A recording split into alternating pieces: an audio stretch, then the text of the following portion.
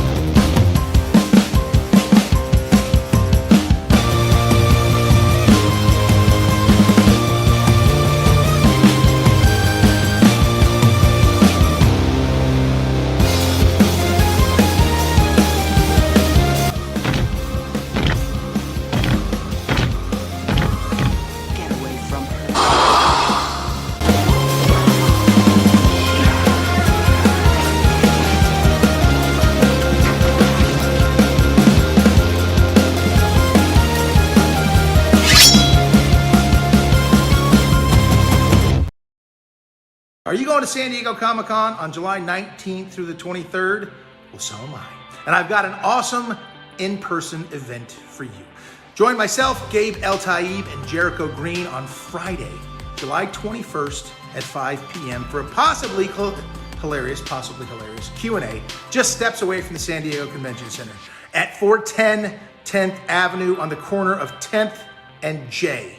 We'll talk pop culture, movies, probably a little tiny bit about my time as Superman, and maybe have a couple big surprises for you. So show up, we'll see you there. Look forward to chatting. Cheers.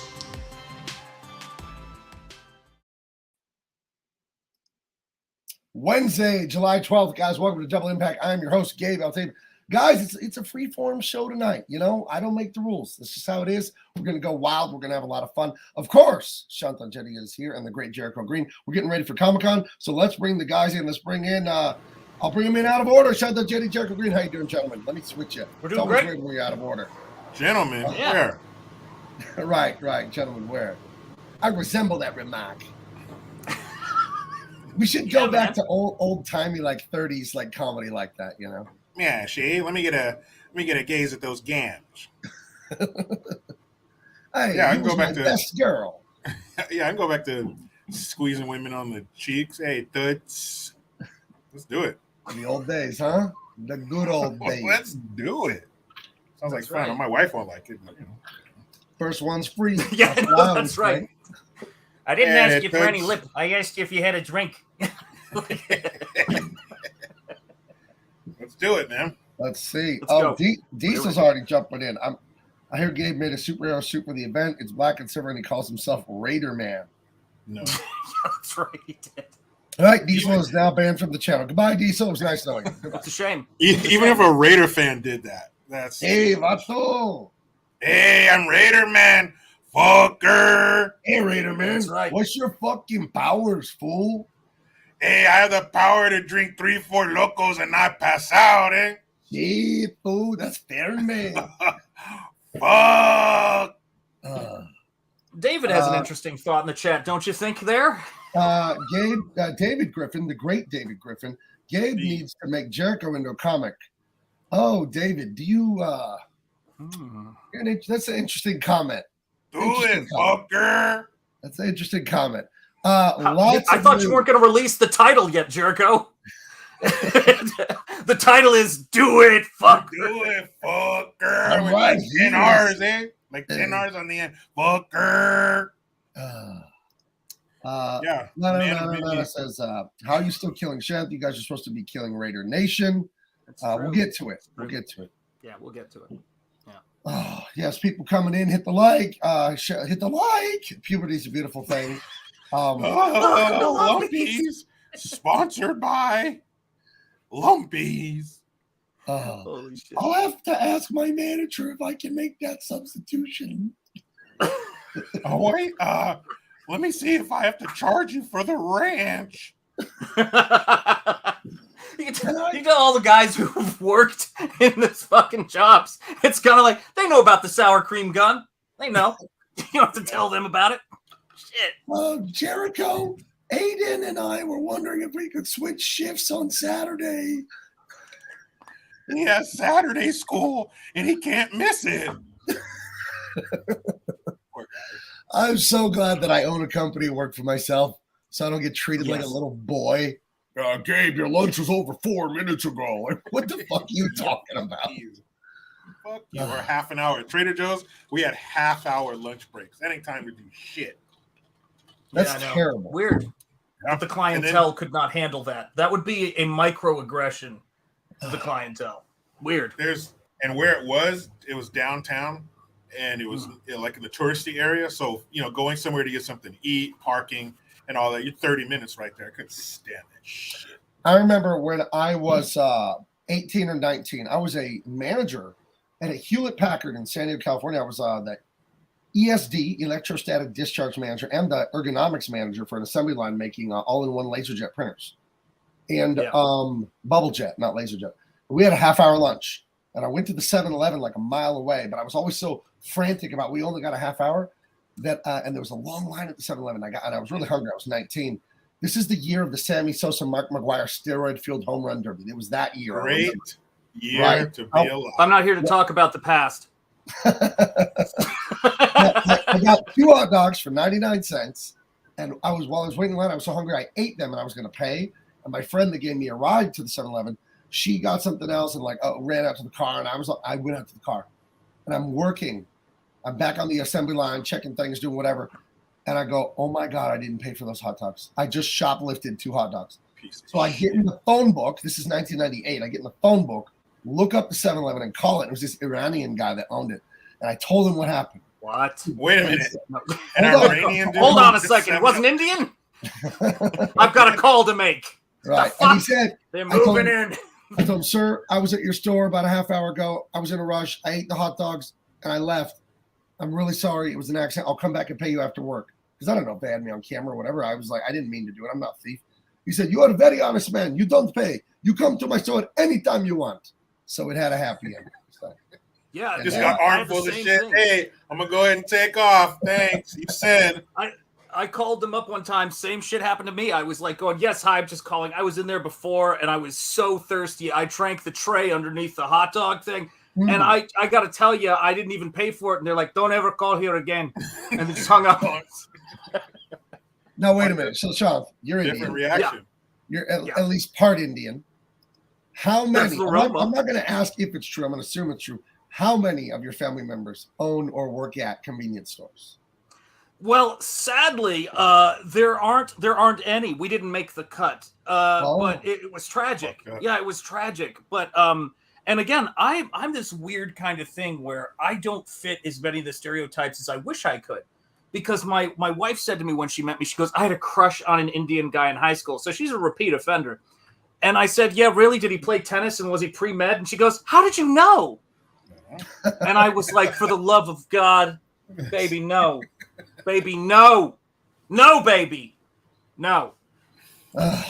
You know? Stop. Stereotypes. They have their place. That's right. Right. They It's have their tough, man. place. But 98, that That's was right. watching that home run derby go back and forth. I'm one of these people. I don't care about steroid use. You put whatever you want in your body. I think they tuning should in. have to take steroids. Yes, it's a They should prerequisite. too. Yeah. Because people tune in to professional sports to see the best of the best do things that they could only dream of. So it's almost like the people who get offended for other people who aren't offended, who if anybody should be offended, it would be them. It's their body. So what? Jericho, you're a black man. I don't know if you know this. You live. He does. First of all, I don't see color. So I can just be clear. I don't know what you guys look like. I don't see color. I was just going to expand on your note about people being offended for others. You're a black man. You live near the Bay Area. Have you ever had maybe a white liberal woman take offense for something on your behalf? Has this ever happened to you? Yeah, it has happened before. Did you feel saved? Was she like a savior? You know my favorite story, Jericho. You know the greatest story of all time. Like, some people say it's the Book of Mormon. I disagree. The greatest story ever told is the story of the card. I will never recover. I made my wife watch that. I said, "You see this shit?" The card. Tell me, refresh my memory. A friend of mine. It didn't actually happen to me. It was a friend of mine. Somebody gave him a card expressing their I guess that's how I feel. Sadness for him being black and how they understand, and we understand your plight and we're allies. I just wanted to write you some notes, a couple lines to let you know that I'm here for you. Like I said, I'm an ally. I wear the safety pin on my lapel. So immediately asked her for like a ridiculous amount of money. Like let's back it up. You should have just said, "Hey, listen, can you get me 7,000?" I'm so glad for this card. Yeah, can I just get an even 10? Can I get 10 grand? Like it's just, and of course they didn't mean that because that's not a real situation for any black person in this country. But it was for themselves. It was their selfless act. It was actually a selfish act, so they could somehow exercise some of these commie leftist liberal demons. I don't know. Hold on. Are you telling me people virtue signal for their own narcissism and not because they care about minorities? I don't want to say that, but if we're telling the truth, I have to say that. That's wild. Well, I want to say that. So if I can pivot off of that, I want to say it. I want to scream it until my nose bleeds and one of my eyes explode. And I have to tell you something. If we hypothetically do a Jericho Green comic in this universe, if such a thing was possible, if you can pin an angel to a sheet of paper, a piece of Bristol, and I'm fairly convinced my friend Gabe L-Type could do such a thing because he is a living legend. I'm very certain of this.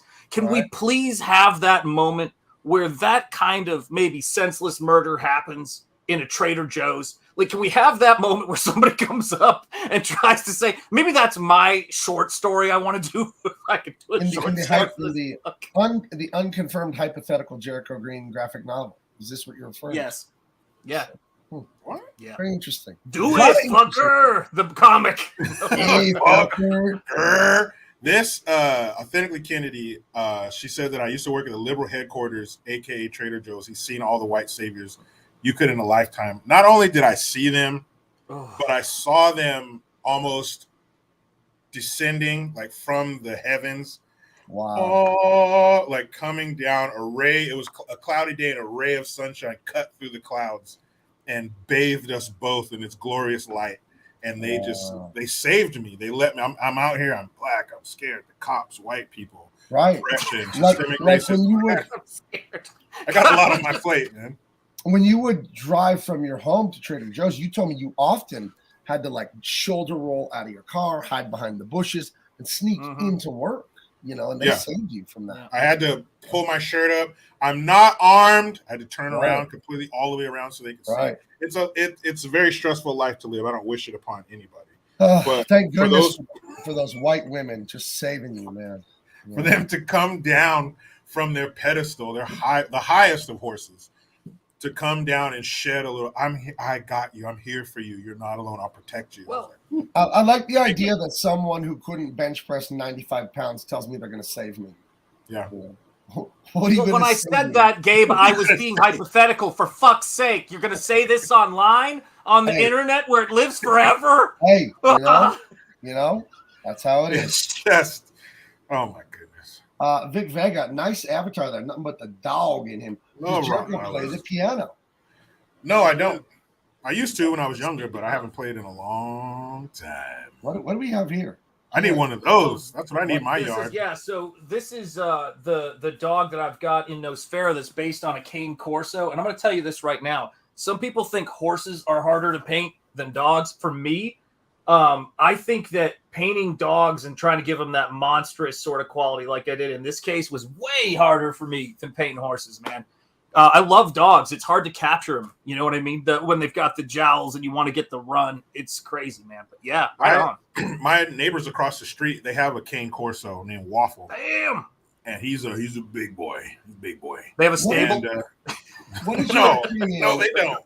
What is your opinion on dogs and cats having just human names? Like, this is my cat, Christopher. I don't. I think dogs should have dog names like Spike or something like that. But I do know people who give their dogs human names, and that you're starting to tread into the I'm a dog mom. I can't. Oh, don't. No, you're don't. not. Don't say that phrase, dude. That's a trigger for me. All right, we've established everyone's trigger. I love you people who love pets, but at a certain point, you can love your pets, but don't stalk your pets. You're not a dog parent. You're not. That's not a thing. It doesn't exist. You're not a dog mom. You're not a dog daddy. You're not. And listen, you're an owner. I'm saying this in love. I'm shaking you out of this stupid delusion you're in. You're not a dog mom. It's not a thing. It's not real. I can't fucking stand that. And one time at Trader Joe's, inside the leftist taint known as Trader Joe's, one of my coworkers, one of my crew members, she goes up to me, and we were talking somehow,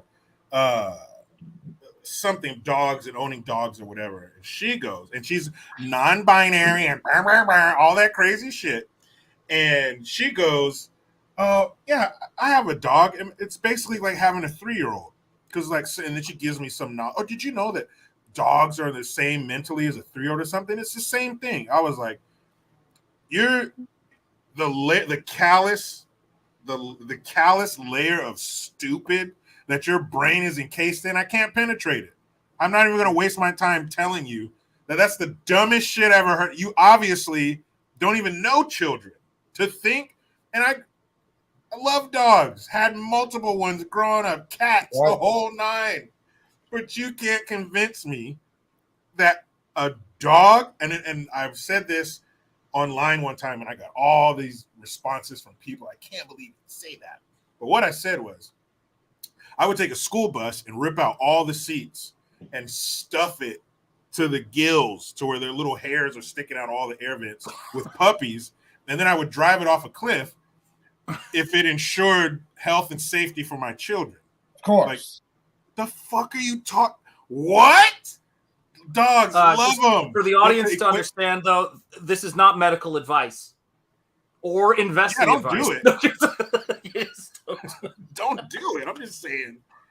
Don't do it. Don't go out there and do it. The best way I could convey how much more a human life is worth than what? Dog mom? No, you're not. You are not. So stop it. Take it back. Well, yeah.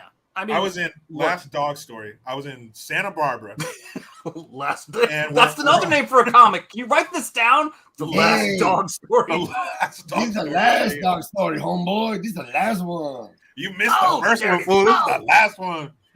And we're walking, I believe it's Herrera Street or something. It's the really nice Fufu Shishi strip in Santa Barbara. Beautiful. And we're waiting. We went to a restaurant. It's going to be about 30 minutes. We'll call you. So we're walking around, and there's a pet shop. But this is like Calabasas rich people dog shop. This ain't no Petco. So we walk in there, and they have all of these treats behind the glass, like pastries. Like some guy, is in the back with like a piping bag making these dog treats. They look delicious. And so they have a bed off to the right, and the price tag on the bed was $3,000 for a dog bed. It had like little steps to it, cherry wood, a big pillow. And then in the middle of the store was a little table. And on the table was a letter in a glass frame. And you read the letter, and the letter was from the dog. Dear blah, blah, blah. I enjoyed my treats and my bed and blah, blah, blah. A whole page. At the bottom, it's signed by the dog with a little paw print on the paper. Who wrote my Aunt Martha, rest in peace, would say that some of her animals and cats would like write a letter and stuff. And but here's the best thing about Aunt Martha. She always had a zoo at her house, tons of dogs, tons of cats. And in the early 90s, she had 2 cats. One was named Fidel and one was named Castro. I don't know. It was just her sense of humor. She ran over Castro in the driveway by accident. Fuck. Damn it. On Fidel, she put in the fucking dryer by accident and killed him. So. Okay, listen, folks. We're not talking about. No, like, hold on. Yeah, go It was right when that Honey, I Shrunk the Kids movie came out. So my dad was making fun of my aunt saying, Honey, I Shrunk the Cat. Just the fact that she named her cats Fidel and Castro, she's forgiven. All wrong. He's forgiven. Well, my forgiven. aunt was That's very, fucking very hilarious. anti-communist, very conservative Christian. So I don't know. She must have named those names as mocking or whatever. So That's still, So- of course, that's why it's so great. Did they fall or were they pushed? Is all I'm asking because you You know know, this raises hey, questions. You know? don't ask too many questions, Yeah. because You know. maybe the kitty cat was asking questions, So That's how we got put Yeah. in the dryer. I want to address this one. Crow, are you guys going to take video of your booth at Comic? Yeah, sure. I'll go live if the Wi-Fi is good enough. But I have fantastic news for you. Jericho Green's going to be at my house. He's agreed to sleep in my backyard. No, he's going to be here Under for the Comic-Con for a stars. couple days. He's agreed to be the small spoon. Right. I'll Jericho's going to be here. never agree to that. He'll be at my booth, and he'll be at the event with Dean Kane and myself Friday, the 21st, 5 p.m. We're doing an hour Q&A at my buddy's bar called Basic. It's a few blocks from the convention center. But I talked to Eric July on the phone today. We get along real well. I work on projects for him. And he's going to be at my booth Thursday, I believe, from 2 to 4 p.m. We'll be signing ISOM and stuff. And then Friday from 10 to 12. So if you want to meet the Mr. Ripa himself, he'll be at my booth. And then there was another question here I need to address because they're going by. Oh, Hunch asked, are the shirts live? I just had at 4 p.m., 2 hours ago, a meeting with my web developer guy. Finally, my website, which has been done since March, now that I'm done with True Justice American Way, I can finish up the artwork and the writing for my website tomorrow. And I think my website will go live like Friday, Saturday, Sunday, before Comic-Con. Let me share this with you real quick.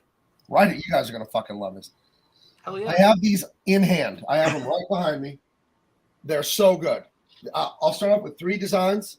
This is fool around to find out for the kids out there. We got to keep it clean. Mm-hmm. This is a little Second Amendment kind of shirt here.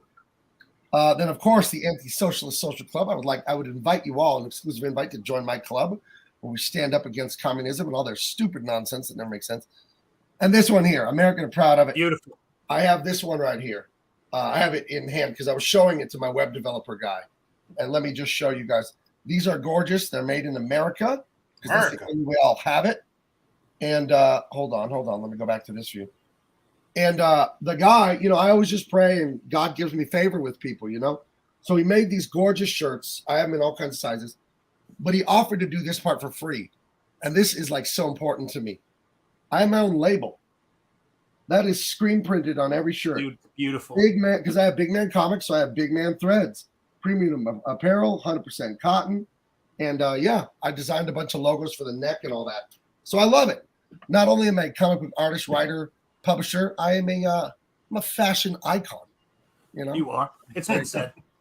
It's been said. Right up there with Dolce & Gabbana and all of them. Bigger. You'll be mentioned in those same conversations. No, we're going to have these at Paris Fashion Week. So, Yep. Have some weird emaciated French teenager. Fucking. It just has a cigarette for breakfast. We have a cigarette. I like to start my day with a cigarette for the le petit déjeuner. Let me just say that you can learn a lot about Jericho if you watch these shows enough. And one of the things I've learned is there's only two imitations he does with a seeming rage. One, the Raiders fan, we all know, and the other is the French. It's a level of They're all lines. A very good Intense. friend of mine, Philippe Briones, master illustrator. He got a job as a lead at Disney, animating Tarzan, Emperor's New Groove, Brother Bear, Goofy Movie, that era, Atlantis. He was one of the lead animators at Disney Paris, and he lived in Van Nuys near Hollywood for a while. He moved back to Europe, but we would go to dinner like once every month or two. I'd go up and visit him in LA, and I would make fun of French people with him, and I told him that Americans say that French people laugh like oh ho ho ho ho, and he said Americans laugh like ha ha ha ha, like everything we do is all big. And I'm like, he's not lying. So yeah, we earned it. So there you go. Two-time World War champs. We can do that. Right. Yep. Enjoy your freedom. That's all I have to say. And I'm trying to catch up on the chat. Oh, here's one I love. This is the thing I've been talking about for years. We talked about it on the show like 2-3 weeks ago. What's your opinion of people kissing their pets? I think it's weird and gross. I think it's disgusting and weird and gross. Here's what I'm going to say to you. Your dog licks his butthole, and you saw your dog doing it, and then you kissed your dog. Something you need to tell me? Because that's the dog is the smart one. The dog's like, get this taste of my anus out of my here, lady. Let me clean my tongue off on your face, you idiot. That shit's weird. I mean, it's like I'm one of those people, like a dog, like a big dog or something. My neighbor has a big, nice, friendly dog named Lucky. When I go next door, I always see Lucky, and I rub him and I pet him and all that stuff. I love hanging out with dogs. Love dogs. To get anywhere near my mouth, my face, no, man, I'm cool. I know where your tongue's been. Man. Everybody knows. There's no way that a dog can consent. Wait, what are we talking about? No, we don't need that. We don't need that. Brian Christgau, is Jericho, he's talking about Comic-Con, I mean. Is Jericho going to dress up like the Hulkster and feed people pasta? If I have to. We do what it takes to get it done. Now Hulk Hogan, he's from Florida, but Hulkster, if you were going to make a pasta that suited Southern California, what would be in it, Hulkster? Well, brother, I got a question to ask you before I answer that, brother. What time period are we talking about, brother? Today's Southern California, brother, or way back when, brother? Well, let's go way back in the 70s when sidewalk surfing was invented and all of it, Well, if we're doing the good Southern California before it got filled with feces and hypodermic needles, brother, I'm going to throw some avocado in there, brother, because everything California has avocado in it, brother. All right. Maybe some olive oil in there, some fresh produce from California, brother. That's where it all comes from. When I'm riding down the PCH on that red and yellow Harley, brother, I'm looking at all those fields and those farms, brother. Maybe throw a little beef in there, a little bovine flavor, brother. Now, that sounds amazing. Now, I know you're Italian, Mr. Hulkster. Or should I say, Signore Hulkster, you're Italian.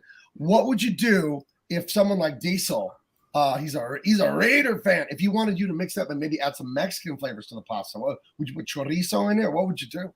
Well, I'd tell Diesel, go start your own damn restaurant, brother. Around here, we don't do no chorizo, brother. And I remember Diesel. I know he's a Raider fan, brother, so I wouldn't let him within 100 yards of me, brother. Dang, that's harsh. All right. Well, I look forward to seeing you at Comic-Con and tasting your delicious rigatoni. Yeah, I look forward to being there, brother, and giving you a big bear hug, brother. Maybe burying my face in your neck, brother. That sounds sumptuous. It sounds sumptuous. Do you know when we all got together and signed the contract to have him as a sponsor, I hope you guys read the fine print. I hope you guys didn't pull a Charlie from Willy Wonka and the Chocolate Factory and you didn't read the fine print. It says that if we're in his presence, he can grab us pretty much anywhere and do anything physically. Like anywhere? I don't read the contract. The contract reads me. He can't kill us, and that's about all he can't do. Yeah. Everything else, he's in there. So, like, he could choke you until you pass out, but then he has to let go. Like that? Yes, yeah, he you gotta, I mean, no killing. Not an animal. No killing. But it's when he said, like, he'd bury, like, nestle his face into your neck, that kind of stuff. Yeah. It's in the contract, man. You shouldn't have signed it if you didn't want it to happen. Diesel still perpetuating his lie that there's going to be a Pasta Maniacs opening at the Raiders Stadium. This is not true. This is Hell no. How many times? Raider propaganda. It is. How many times do we have to dispel these evil, disgusting Right. rumors about the Hulkster partnering with the Raiders? No thanks. Right. Now, he did have that turn in the late 90s where he was Hollywood Hogan, and he did wear black. But he never wore black and silver. That's true. Because he has respect for himself. That's why. They brought it up to him. The WCW was like, Hulkster, you're going with the black. You're even dyeing part of your facial hair black. What do you think of adding some silver? And that was their last day working there. So wow. Yep. That's insane. So, Jericho, you've never been to San Diego Comic-Con before, right? I've never been to San Diego. You're a Navy man. Whoa! Wait. I've been to San Diego thrice, man. This is the main. A, you're a Californian. B, this is the main Navy town on Earth. This is Navy. That's what San Diego is. How have you never been here? Listen up, motherfuckers. I was stationed on the East Coast because in boot camp they ask you want to go east or west. I'm from the west. I wanted to try something new, so I went East Coast. And as you know, Gabe, the size of California can be staggering. So it's very possible and very easy to live your life in California and never quite make it. Because San Diego is like San Diego, Mexico. It's way down there on the end of California. So I've never made it down there before. Okay. Oh, wow. I just wasn't aware. I've only been to San Francisco twice. I've only been up north to Northern California twice. So, yeah. But wait a second. I've been to San Diego more times than Jericho, and I've been to Northern California more times than Gabe. I'm from Rhode Island. But you East Coasters got to understand the distance from my house to like Jericho's. It's like 700 miles. Yeah, you cover like 10 of your East Coast. Or like 8 hours. It's an 8-hour drive. The distance from Rhode Island to California, you may not know this, is a bit far, but I will tell you the distance from your front door to the end of your driveway is the state of Rhode Island. So I'll grant you that. Right. Yeah, California, you could live your entire life, live, and die in California and never see the opposite end of where you live. It's just that big, man. It's crazy. Yeah, I've never been north. Here's the thing. People think San Francisco is Northern California. Get out a map and look at California. That's like Central California. Fucking giant. Yeah. There's a whole other half of just like forest and mountain north of it, you know? Like I live 20 minutes from Sacramento. So I'm like it's not near the coast. It's not the Bay Area. Authentically Kennedy, she lives in the Central Valley. So Fresno, Madera, Clovis. You froze. California is. You froze for a sec there. Me? So you listed a few places. You said Clovis, and then I think it froze. Yeah, Clovis, Fresno, Madera, that whole Central Valley area where all of your stone fruits and almonds and shit come from. So that's even 3.5 hours away from where I live. California is huge. North, south, east, and west. It's gigantic. You could fit like the whole East Coast in just a section of California. I know, it's crazy. Yeah, I think it's the most beautiful state. You know, I haven't been into the Northeast yet, but I see no reason to go. Because I'll make this argument for California every time. No, hey, listen, that sounds great, man. Hey, kids. Yeah, Uncle Gabe said go fuck yourselves. His words. Not his words. Not before I said that the East Coast. What are you crying for?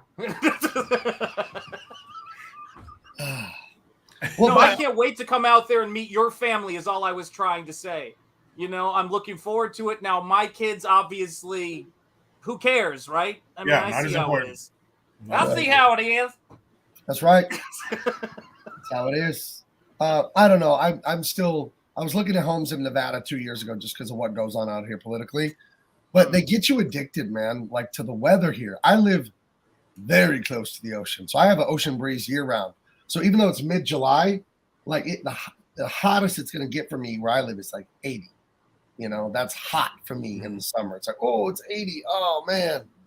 And I see other people just boiling 100, 97. And Right here, 99 today. Wow, that sucks. 99 today. Yeah, But yeah, he's right. When we hit 81, and I was like, "Oh, Lovey, could you turn on the air conditioner? It's 81 degrees." It's 81 steam degrees coming there out. today. It was 89 here, dude. It's wild. 99 here, and tomorrow we're going to move a little bit closer to Satan's anus, and it's going to be Saturday and Sunday. It's going to be 115. So 115. Yeah, 2 days. And then Monday it will drop down to 106. So thank you, weather. Thank you for taking it easy. But that's the kind of diverse topography and all. And then when you're on the coast, it depends on how the coast goes in and out. You could be literally be in one spot and 20 minutes away, it's completely different weather pattern. It's weird. And when you get inland, like where I am and over where Authentically Kennedy is, I mean, it's just brutal. Crank up the furnace and snap the handle off so nobody can turn it down. Yeah, and you don't have to go far inland. Where I live, right by the ocean, it'll be 80. If you go east of me, so you go inland San Diego, and that's like 6 miles, it'll be 10 degrees hotter. So it'll be 90. Just how far are you from Palm Springs? Like an hour and a half drive, maybe a 2 hour drive. I'm southeast of Palm Springs. So yeah, southeast or Palm Springs is that's gotta be the hottest place in California. The worst headache of my life in Palm Springs from getting dehydrated. It was just throbbing and throbbing. Oh my God. Dehydration headache, brutal.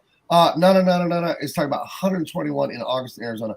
I went to visit my mom in Phoenix because she was staying out there for a while with my aunt. And I was going to stay for 3 days. I made it like a day and a half. I'm like, I'm going back to San Diego. This is just horrible. Yeah. Like the sun in Arizona, the sun gets under your shirt and rests on your back. It is unreal how hot it is. I was out there in, I think, November one time, a couple years ago, and it was like 90. Ugh. That's so gross. Ugh. And there's no beautiful landscape. It's tumbleweeds, red rocks, and the tumbleweeds before they die and start rolling around, and cactus. When I was in college, I was a graphic artist for the Greeley Tribune. So I would do art. I would do drawings for them sometimes. And one thing they had me do as a graphic artist was lay out a map of America and put temperatures all over it. So I would go to AccuWeather.com and look up like 20 cities that they give me a list of. And I would always do Death Valley. And this stupid place is always like 124, 122. It's the hottest place on earth, but like, I've never been there. You know, I'd love to go just see it, maybe in the dead of winter, but I'd love to go see it. But it's like, it's another planet. There's this big dry lake bed there, and there's these moving rocks on it. And they finally figured out the mystery. I think it's like freezing ice in the winter, but there's these giant rocks that you can't pick up as a person. They're like 700, 1,000 pounds, and there'll be just streaks behind them, like half a mile long, and they just move around the lake, and no one ever sees them move.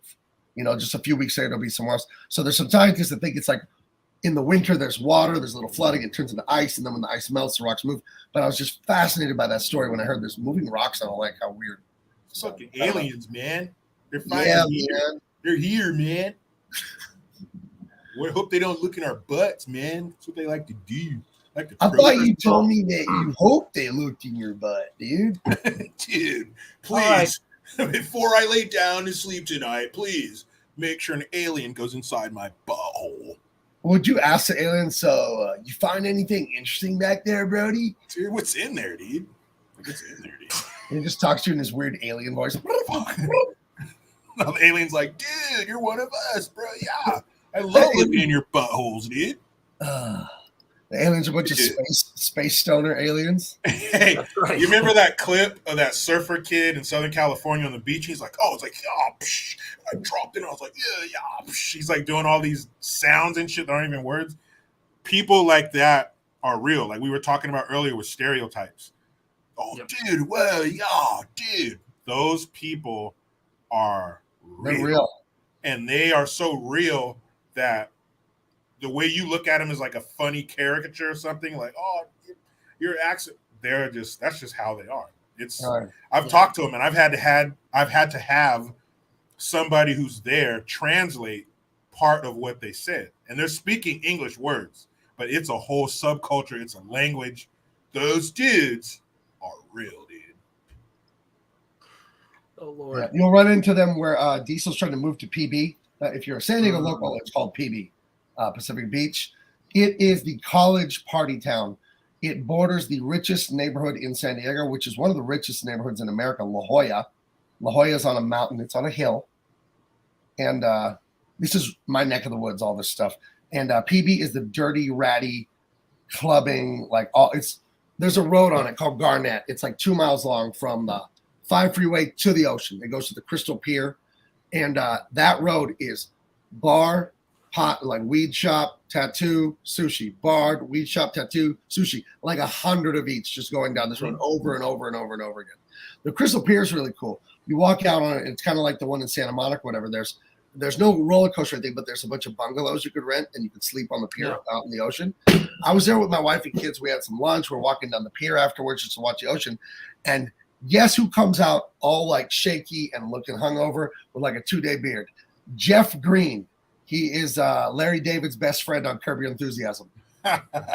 He comes out of one of those bungalows looking like he had a night. Dude, he was wilding out. Good for him. Bless him. Yeah. So. Dude, go get a bungalow, dude. Fucking bungalow. Bro, we'll get a bungalow on the pier in PB, bro.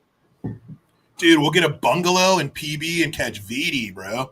Dude, I was on this road that I'm talking about, Garnett Avenue in PB, with all the surfers and like hippie kind of dudes. I took my family to Mr. Frosty's. Mr. Frosty's like this fat guy with dreads and a giant reggae beanie, but he's a white guy. And he sells delicious homemade ice cream. And there's always a line out the door, especially in the summer. And me and my wife and kids are waiting our turn to get our ice cream. And there's these like 3 surfer bros right in front of us, dude. And they're like stoned out of their tree. And the one guy's like, oh, I got chocolate. And the other guy's like, oh, I got the banana Fanta or whatever. And the third guy's like, oh, I blew it. That's my go-to. Because he ordered the wrong thing. That was like 8 years ago. So to this day, me and my wife and kids sometimes will look at each other and go, oh, I blew it, dude. That's my go-to. Why didn't I go to it, dude? And these are just like stoner creations. You got to see the picture of Mr. Frost. He's just like, his eyes are like slits because he's a white guy and his eyes are just so stoned. And he has a big reggae thing. Right? And like the food he sells are just a monstrosity. It's like a brownie with a banana, with peanut butter, with sprinkles, with gummy bears. It's just like, okay, you're high. I get it, dude. Like, yeah. But it sold us. Yeah, it's delicious stuff, though, Mr. Frosty's. So wait, does it say on this door you don't have to be high to eat here, but it helps? Is that what it basically says? It does. Well, it does, but it says you don't have to be high to eat here, but and then they just stop because they were high. Exactly. Whoa. Oh, what was the end of that, dude? That reminds me. I was talking about the stoner aliens. They land on Earth, but they're so high they were supposed to stop at Jupiter, but they were just high, so they kept driving. He gets out. He's like, "Bro, is this Jupiter?" He's like, and then you tell him, no. He's like, "I blew it. I blew it, dude. I knew I was supposed to turn back there, dude. This was my go-to." Hey, but since we're here, dude, let's look in somebody's butthole. Oh, yeah, yeah. I think they're called bungalows.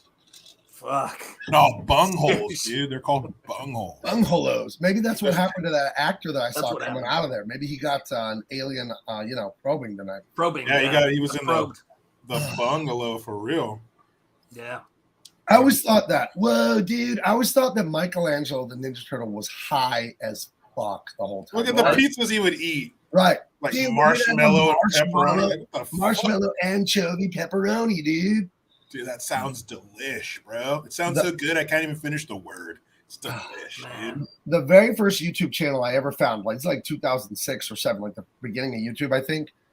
I don't know. It was the Angry Video Game Nerd. I love his channel. He's a very funny guy. Reviews like old 80s and 90s Nintendo games, but he's very funny. He does skits. And I remember he had a special episode where him and his friends from that show made all the pizzas from Ninja Turtles and then ate them at a party.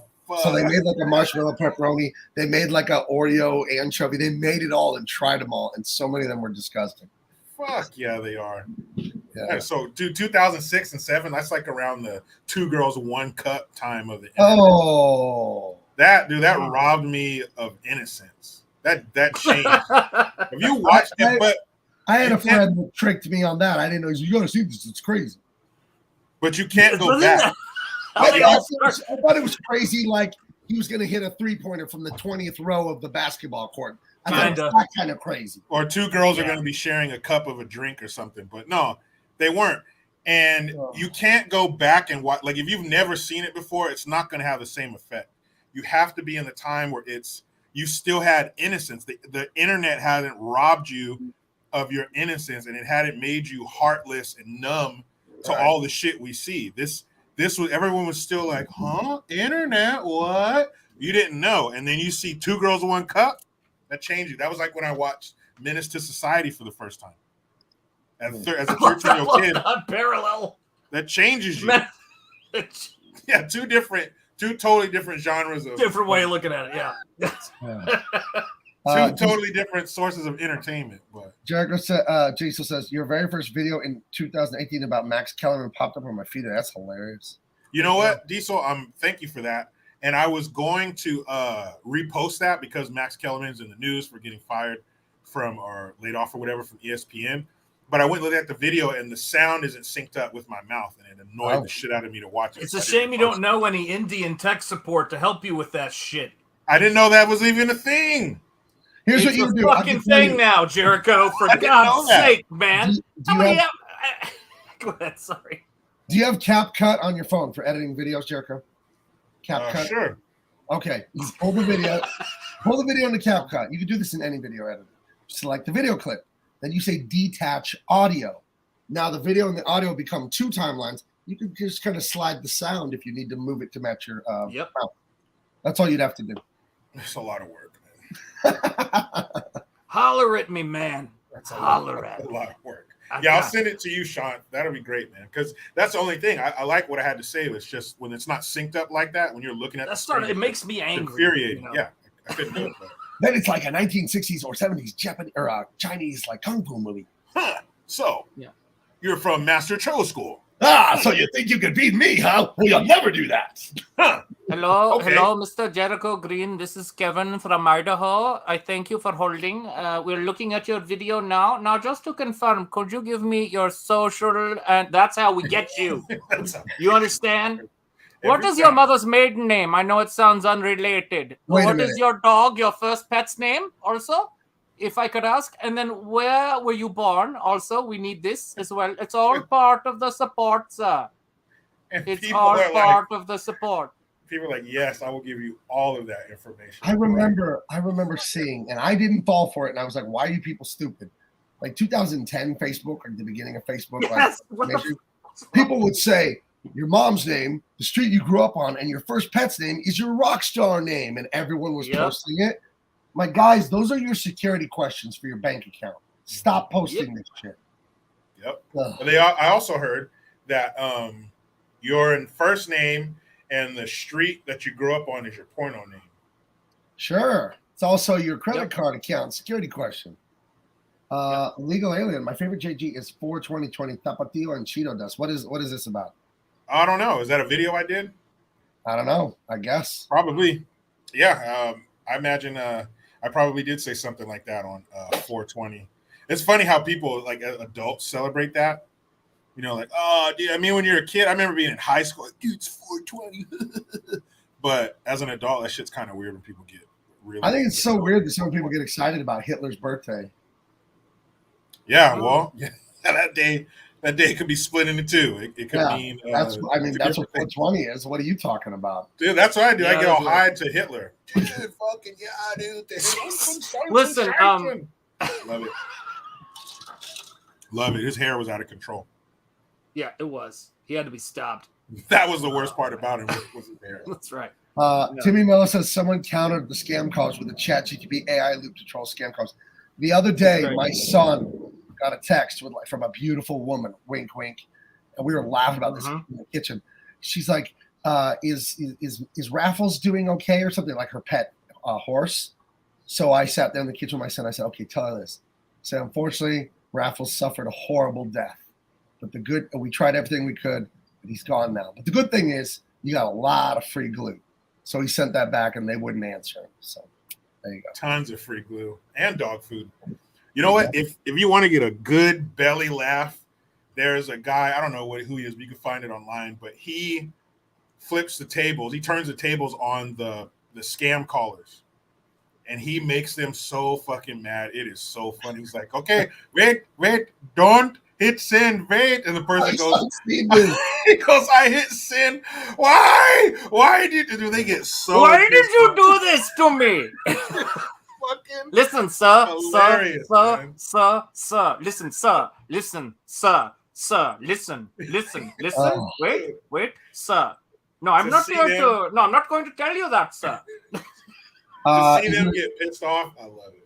Is it a guy called Kit Boga?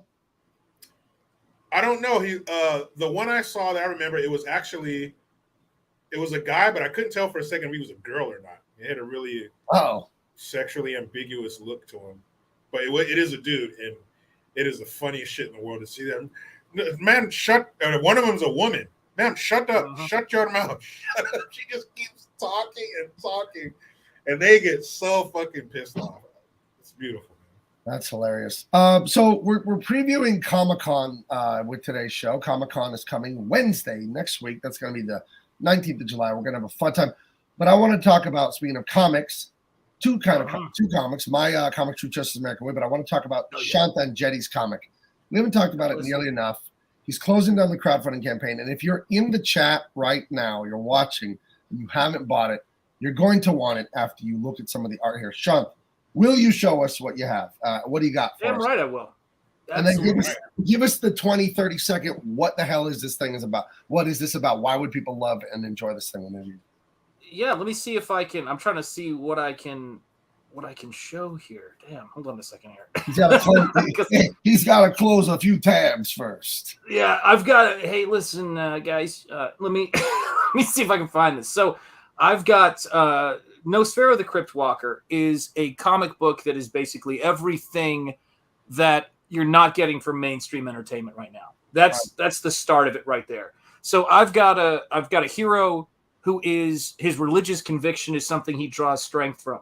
He has a difficult experience when he's coming up, but he's not a victim. It makes him stronger, and it forms a bond between him and his adoptive father, who is a freaking werewolf. And he hunts down vampires carrying on the legacy of this Order of Golgotha, which is essentially this order that was designed to stop the evil Lovecraftian horrors of this cosmic world from coming in.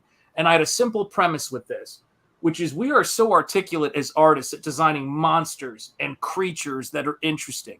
Why don't we have as complicated of a visual linguistic for people who are God-fearing, for the servants of heaven and angels, as we do for hell? And Nosfero and his world and his characters are an answer to that.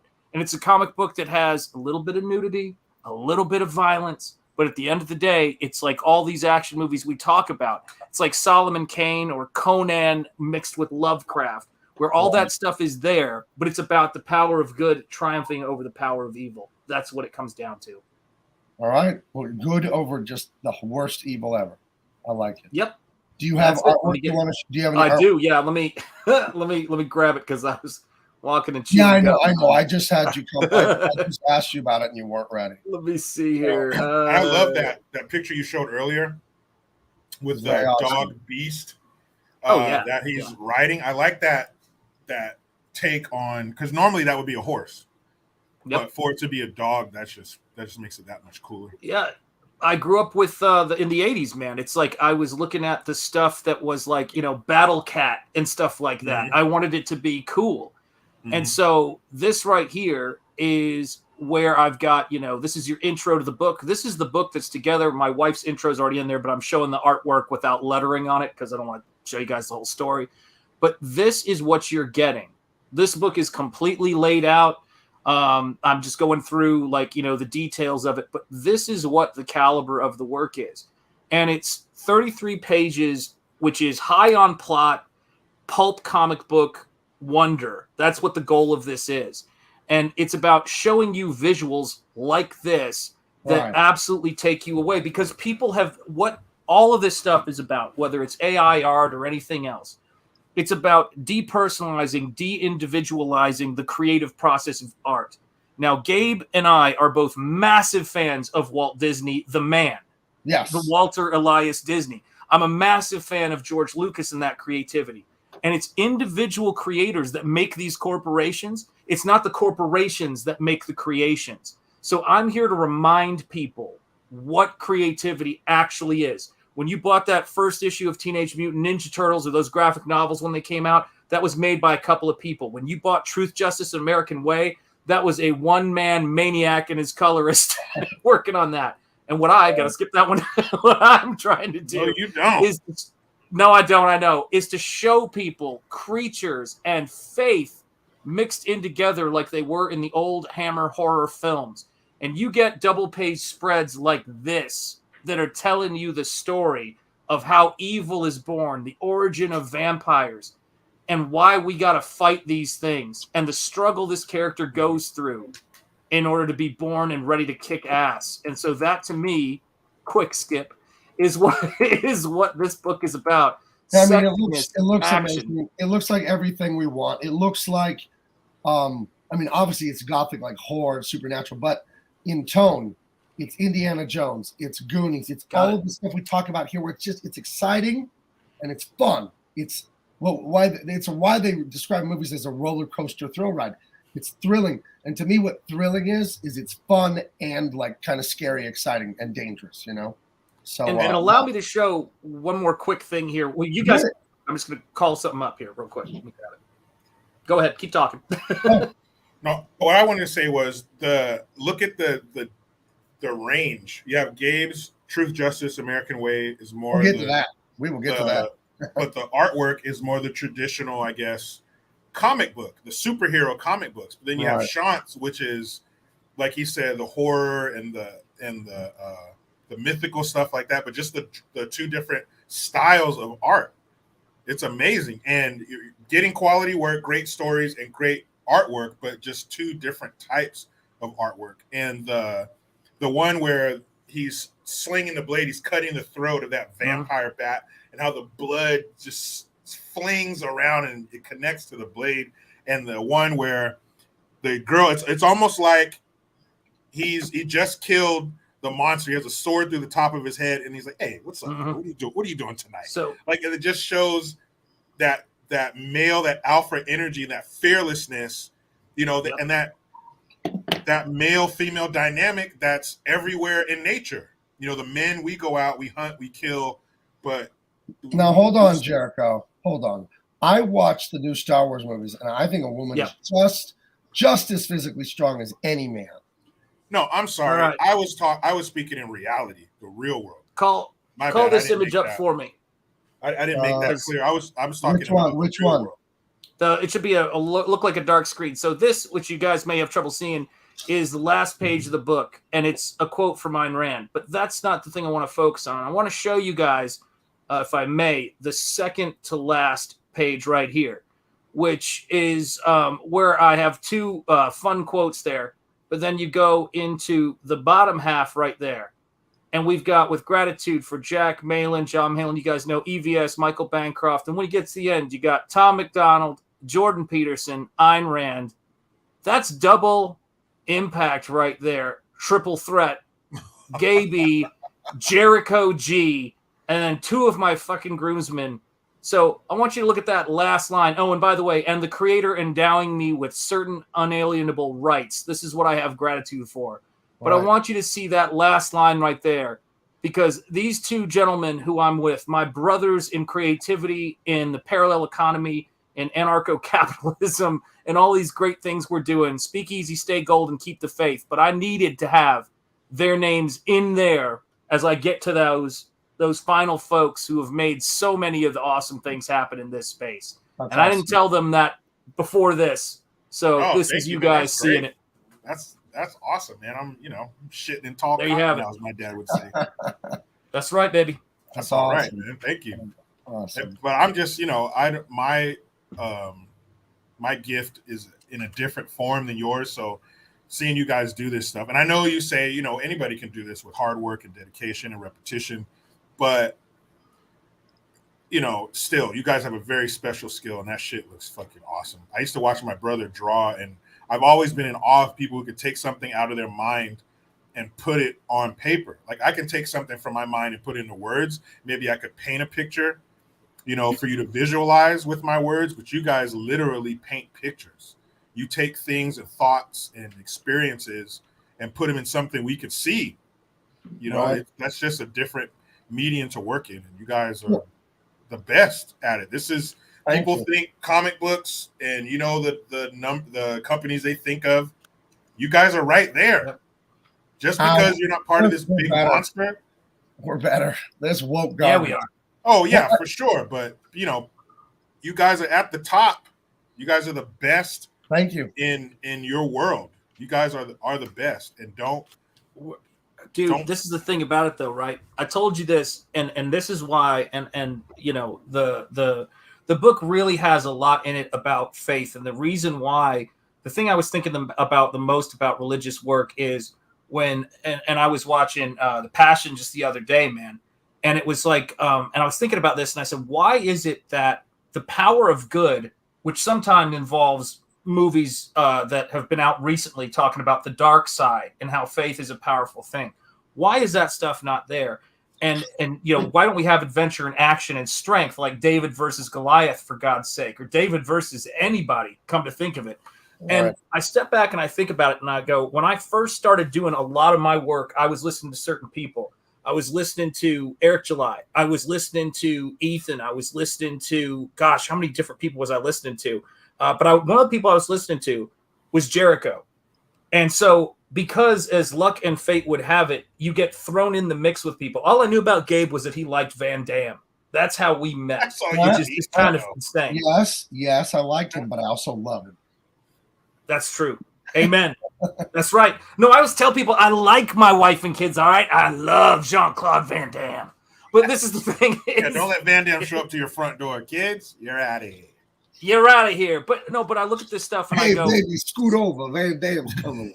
You gotta shout out to the people who were, you know, you have to listen to stuff sometimes when you work, right? Jordan Peterson was a huge part of why I'm where I'm at right now.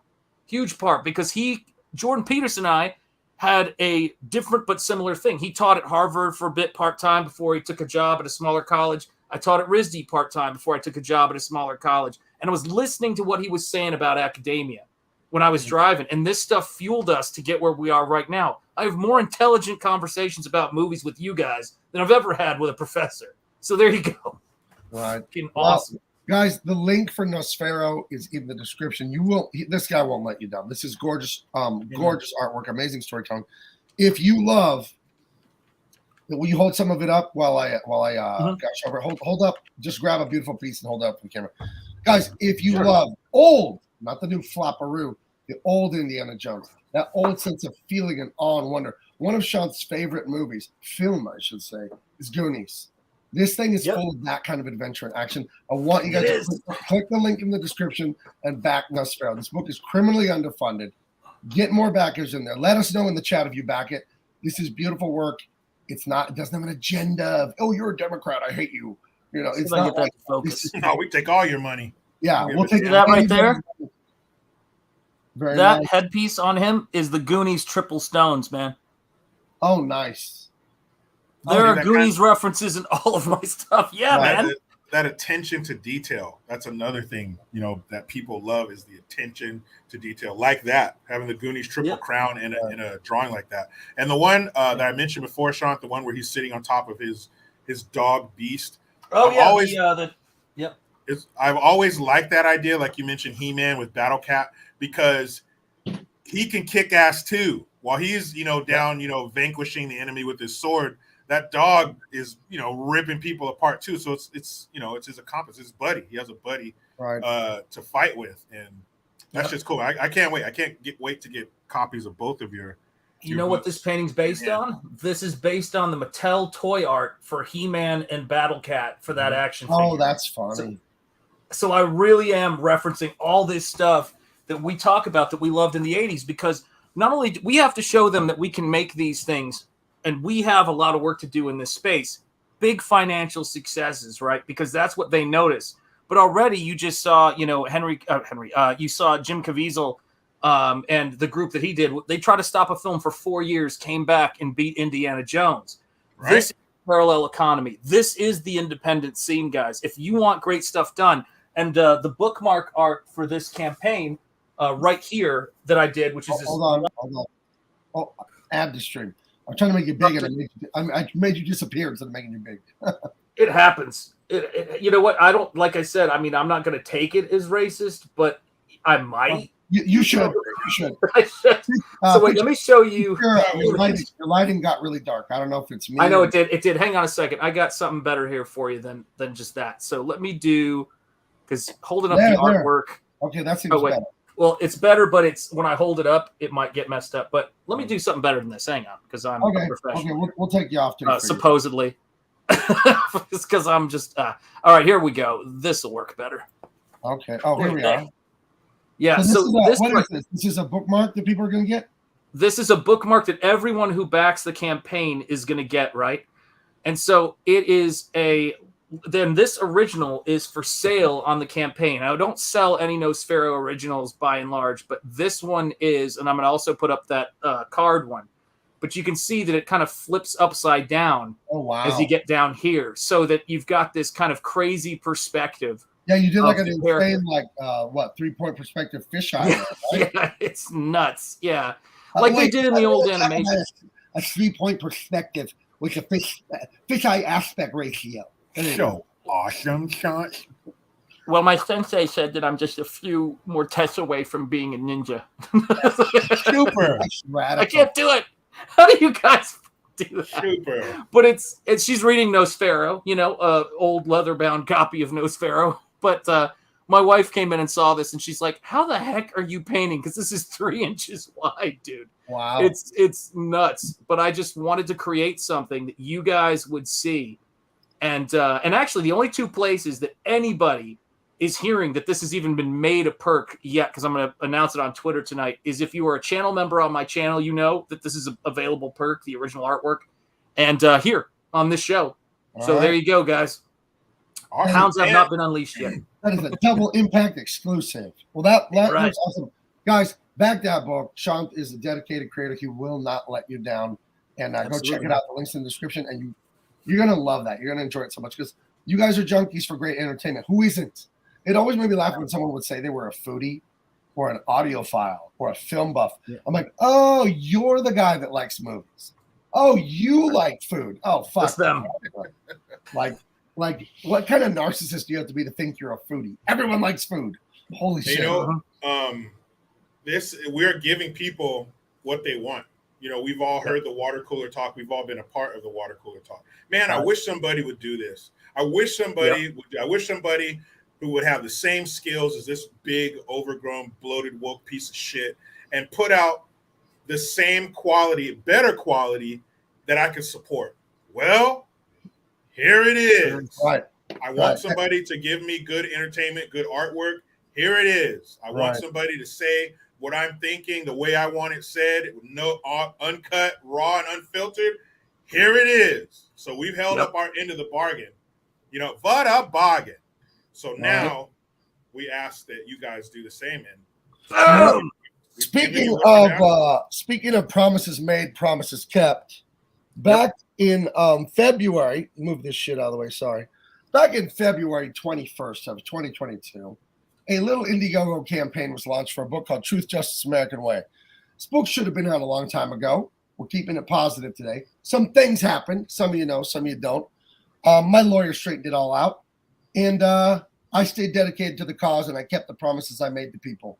People that saw me on here, in Comics Gate, on Ethan's show, on Fox News, on Newsmax. Millions of people saw me talk about this, and there was no way I wasn't going to do this. And only God and my wife and kids got me through this because it was like the worst thing that ever happened to me professionally. Some people, allegedly, according to my attorney, broke the law and did some very bad things. But we got the book. People are getting in the mail. I sent out the very, very, very last orders this morning. And I've been talking for like 9 days straight. And we got this thing done, and it's amazing. And when I illustrated the book with breakdowns by my friend Akeon. I colored like 10 or 15 of the pages, and I hired the great veteran colors, blonde, to color the rest. But I had fun lettering. I never lettered a book before. I never designed a book in InDesign before. I learned how to do all this. But I put this verse on the inside. I dedicated it to my wife, Adrian.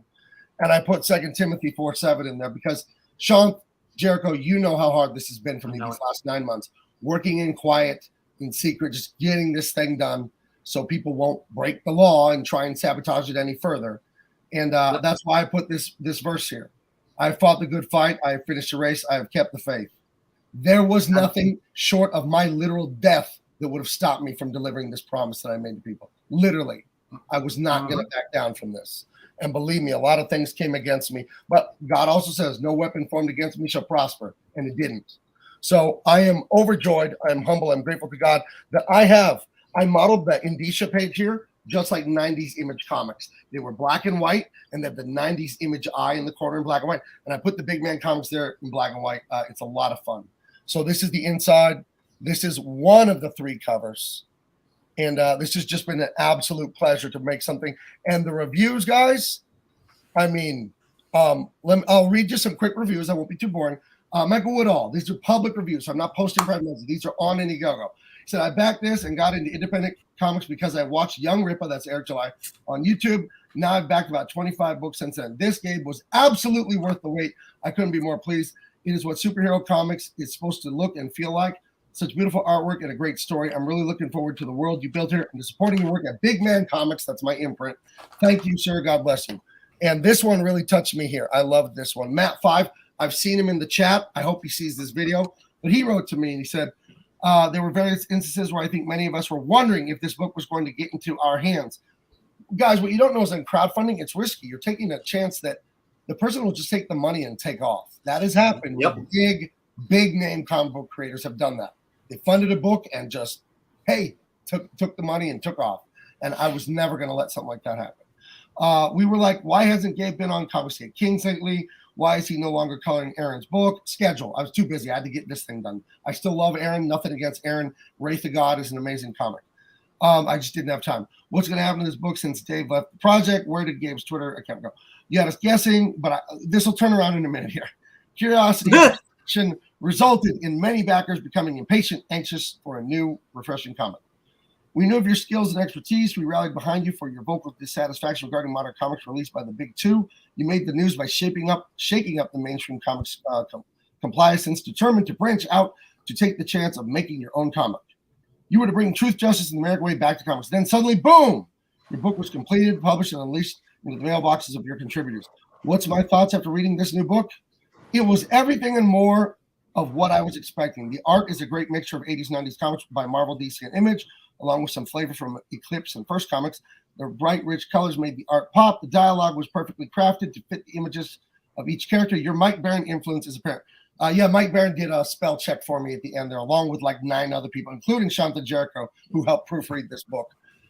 Thank you again, guys, for that. The plot was in the vein of movies starring the likes of Dolph Lundgren and, not surprisingly, Jean-Claude Van Damme. He goes on for one more page, but I want you to see where this goes and the power of making great entertainment for people, how humbling it is that this is a gift to me, not just to him. This is a gift to me that I can do this with a skill God gave me. Watch what he says here.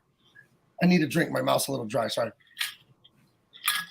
This book for me was the best new independent comic I've read so far in 2023. The book was worth the agonizing wait. We know what happened. You followed through with your promise of an amazing comic, and boy, did you deliver. My question for you is, when is issue 2 being released? These 3 new fun and traditional superhero characters you've given to the world have so many possibilities. So many possibilities right now. I would like to see an origin solo adventure book released for each character, along with a prequel book telling us how these 3 characters came together as a team. I would love to get a shirt featuring the artwork from the 2 prints included with this premiere issue.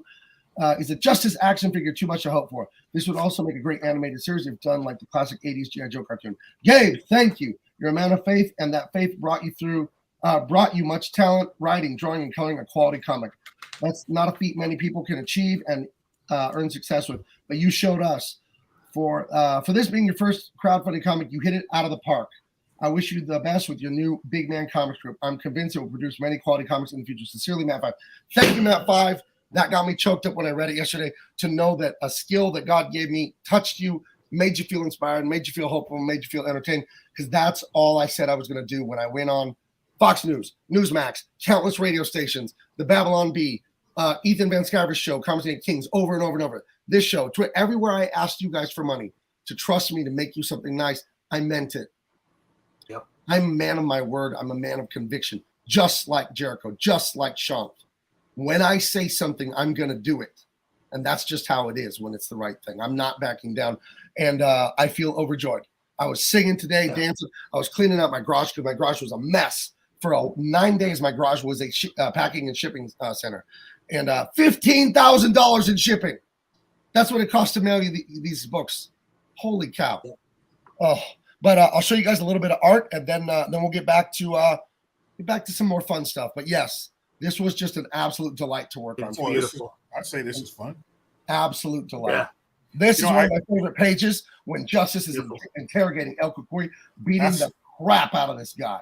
I think that's going to be my guy, man. Of course, I haven't got my copy yet, but I think Dude, it's going to be the guy that I fucking gravitate toward.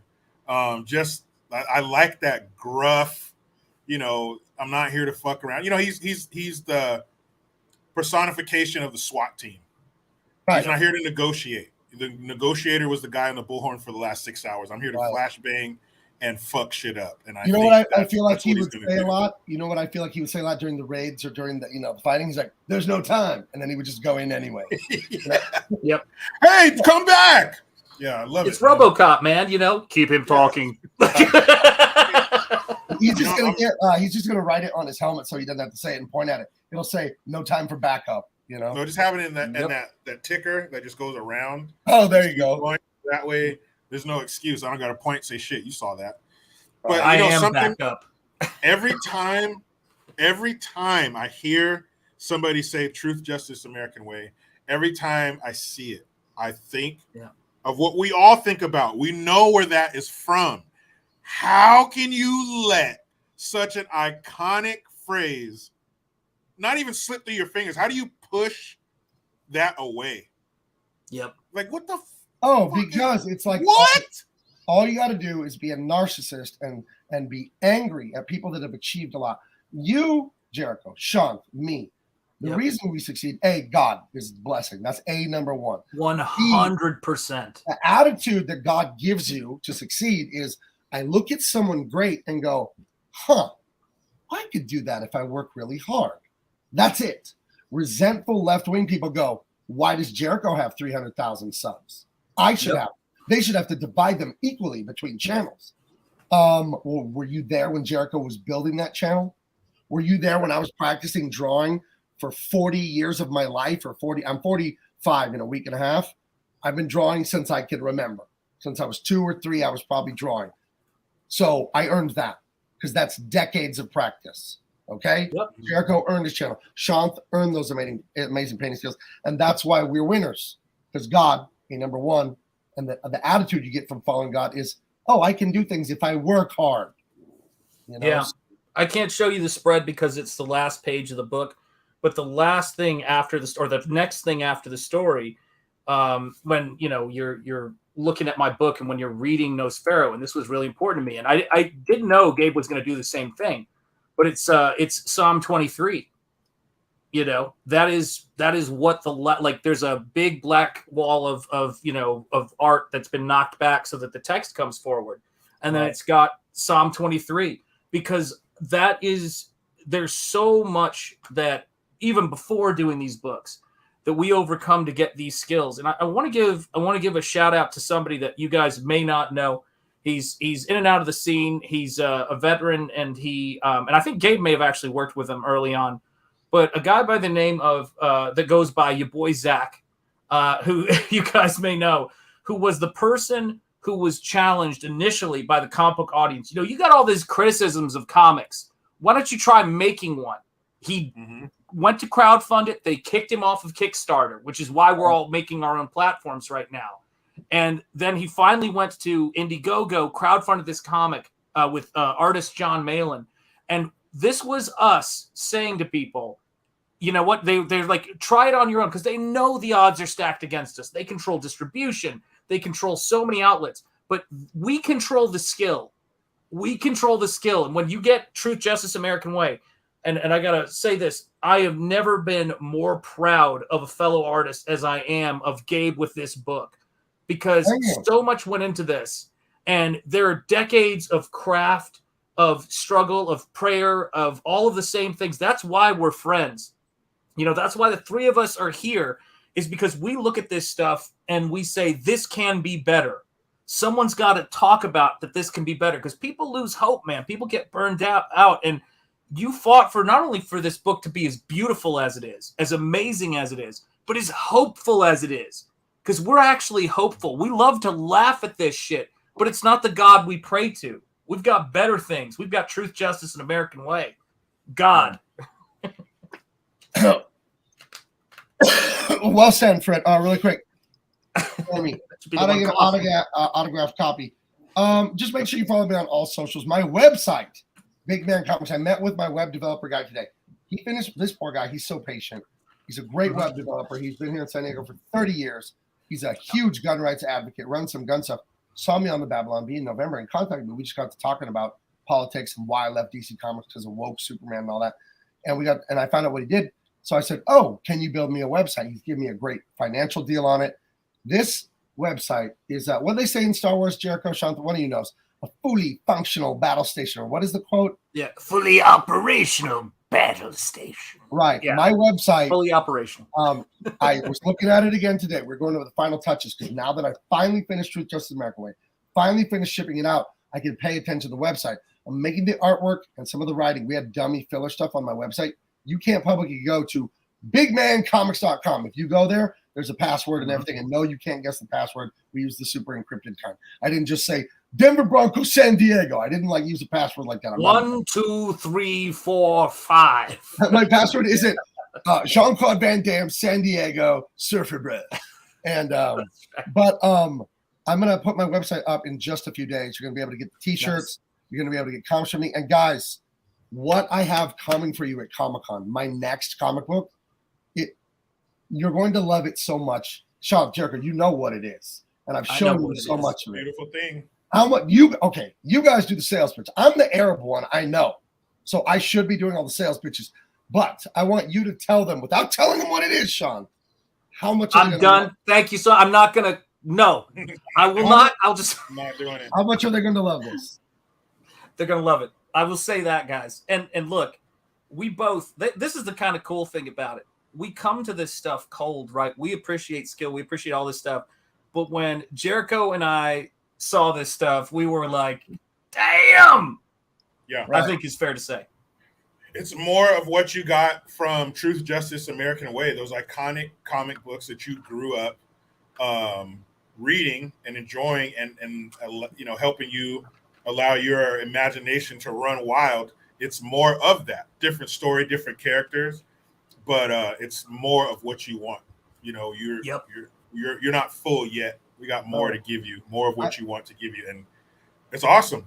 You guys check me if I'm wrong. Jericho, Shant, you're my friends. You tell me if I'm wrong when I make this statement about Project X, the one I won't name yet. We're naming it in days. Project X. It is the most entertaining thing I've ever written. Sent it to the co-collaborator writer guy. He loved it. Sent it to Acheon. Acheon's illustrated this. And if you want to know what Acheon's art looks like, it looks very similar to Truth Justice because he was my layout guy on Truth Justice. I hired a layout guy to go faster because I needed to get it done. Acheon's fully illustrating the next book. But I would say this next book is the antidote to woke, to the Flash, to the Black Little Mermaid, to the stupid Indiana Jones. This will, you have that nasty taste in your mouth from woke entertainment. This is, if you take every great 80s action movie, this next thing I'm doing, and you put it into a little ball, you squeeze it as hard as you can, that it's a delicious morsel you can eat. That's what this thing is. Timmy Miller, does it rhyme with Reef Claw? No, Beef Law is already announced. That's coming. I have I have two books going at once here next because I'm hiring a guy to draw Project X. So you are so walking a razor's edge right now. I'm hanging on. I'm on a cliff. Beef Law is coming. I'm writing and drawing that one, probably coloring it, lettering and all that. I had in mind to do Beef Law as a manga, a black and white digest size manga. I think I might do Beef Law that way. I don't know yet because it is. Yeah, I heard you're going to commission me to do a poster for it in the style of that Japanese artist. I better get that call. How do you feel about drawing giant butt cheeks? I don't know. I'm looking at my skin and thinking I'm probably not into it. No, fucking hell, man. No, that was that's right. That's another thing. If there's I hate to get all lowbrow with it, but if there's a titty award, you guys are neck and neck. because there's some nice. We're cheek to cheek. Some nice homage paid to, the female frame, which I think is equally important. The muscles and everything, and the masculinity, that's important too. But it has to be balanced with that femininity and that beauty that women bring with their body. Yeah. It should be covered up. Like Gabe's, told stories before. Hey, we need you to flatten that out, not be so. What do you mean? Yeah. Celebrate it. Celebrate all the things that make us who we are, and women are beautiful, and their bodies are beautiful. My comments will never flatten the chests of women. Never. Bigger. That's literally in the charter of my company. It's against company policy to flatten women's chests. Yeah, it's the famous saying: "Go big or take your shirt off." Right. I'm going to tease you guys because you're great fans. Guys, I'm going to tease them by sneaking that image of the new book onto the screen. Don't you dare. Just a little bit. Now, just the tip. That's just the tip, baby. This is the reason I'm not coming out to San Diego is because Gabe's gonna be like, "Look, I lit the cigarette for you. What's the big deal? Like, I lit it for you. I'm just gonna put it right here. You don't have to smoke it. That's what's gonna happen. Gabe's gonna get me smoking again. That's right. Oh man. Let me see if I can sneak a little bit more of it on there without torture, without messing anything up. Okay, I'm watching the screen. Dude, there's an explosion. There's a high heel that looks like a plane crashing, a building. There's a calf. Wow, look at that calf. Look at those like Nakatomi Tower, explosions, exploding cars, just over the top action. This thing, me and some friends of mine are making this, and you're going to be blown away, but you're not expecting this, but this is everything you want. And it's everything you want in every dimension. You wanted movies like this. You wanted comics like this, and they don't make it anymore. Okay? That's all. I'm not going to say anything else. You're going to love this. And no, it isn't Beef Law and Arumfe. It's not the ones you saw on Instagram. Those are Beef Law characters. The Beef Law characters are like Street Fighter and Mortal Kombat characters. They're like supernaturally, superhero-y, not supernatural, like superhero, mutants, aliens, robots. That's Beef Law. This something else. This I have not shown anywhere, and you're going to fall out of your chair literally when you see it. So, yeah. So, yes. That one, indeed. Welcome to the party, pal. Big shit coming, man. Big shit. Right. And then real quick, I wanted to get to this, too. If you're coming to San Diego Comic-Con, this is a little sliver of the convention center. It's like a third in the middle or like a quarter of it. Right there at booth 1705, which is, if I can move my mouse around about here, you see the red B2? If you go up into those little purpley light blue squares, I'm about the third one right here. Billy Tucci, if you love Billy Tucci, he's on the end cap there. But that's where my booth is, 1705, Gabe El Taib Illustration. Thursday from 2 to 4 p.m., the great Eric July will be there with me. We'll have Isom #1, the limited kind that you can't find. I got tons of them.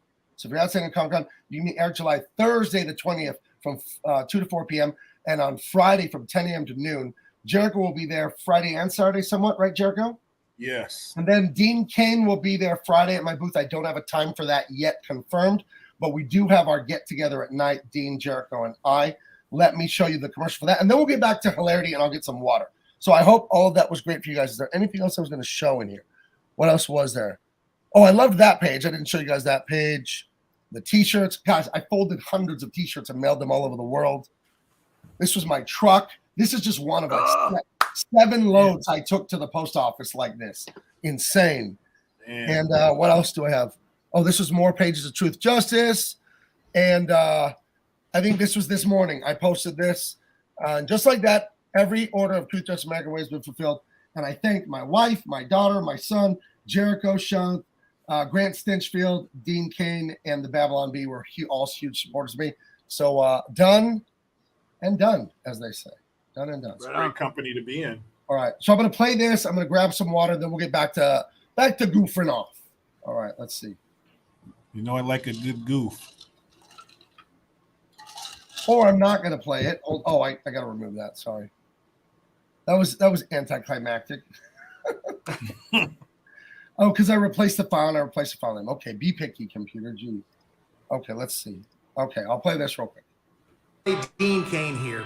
Are you going to San Diego Comic-Con on July 19th through the 23rd? Well, so am I. And I've got an awesome in-person event for you. Join myself, Gabe El Taib, and Jericho Green on Friday, July 21st at 5 p.m. for a possibly hilarious Q&A just steps away from the San Diego Convention Center at 410 10th Avenue on the corner of 10th and J.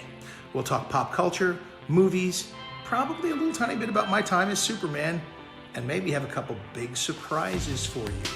So show up, we'll see you there. Look forward to chatting. Cheers.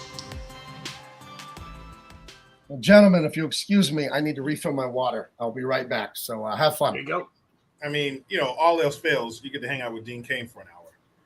So That's right. That's I mean, you know, worth the price of admission right there. And there's no price of admission, so it's even better. yeah, there's worse things. Pizza, Dean Cain, Jericho, Gabe. Come on now. I mean, I'm going to try, when I go down there, I'm going to try to ugly it up so I don't outshine Dean Cain's Of course. face, because that's not cool. He's, you know, he's a star of the show. I don't want to be like, oh, who's that guy over there? You know, I don't want it to be like that. Yeah. So I'll ugly it up. I'll, you know, maybe wear my hat real low, some sunglasses, something like that. Yeah, you've got to. You've got to. And then, Yeah. so that way I mean, they're not like, hey, tell that guy to shut up. Who's the guy over there? You know, I don't want that to happen. So yeah. it's all about Everything Dean. needs to- So keep it that way. Ladies, bring a towel to sit on if you need to. That's right. 'Cause if you don't, it's your fault. You've been warned. You've been fucking warned. Look at Hunch, the filthy roofer, by the way. Let's just drop let's drop this charade of being the dirty roofer. He's the filthy roofer.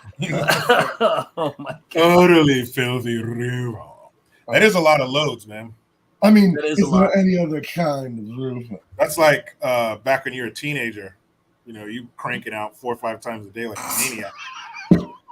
That's what that's like.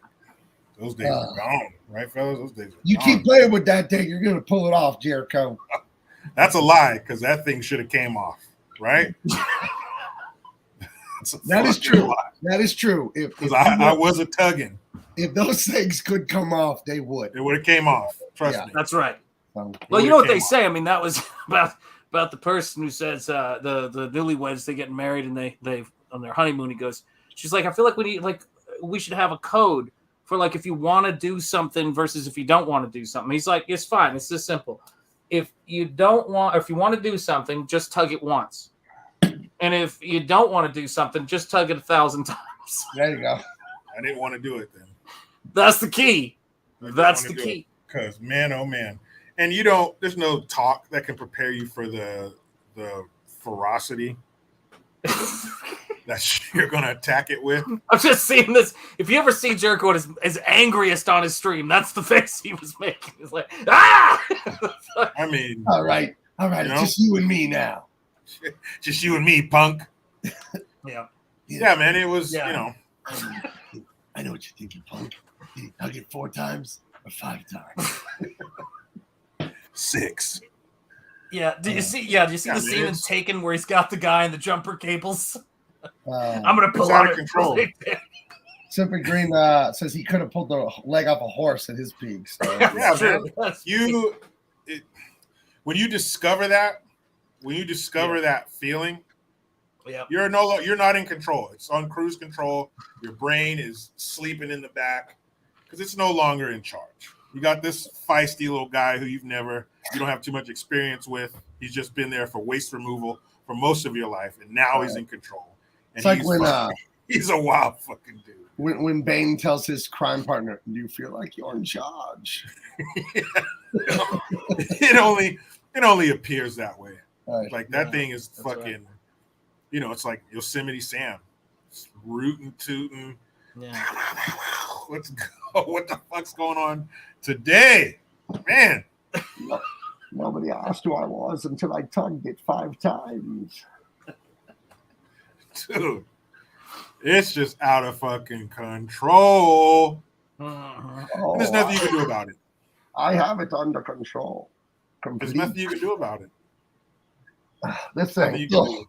I paid $55 for this. It's actually very high quality. Got it on I Amazon. freaking love the Bane mask, man. It's the shit.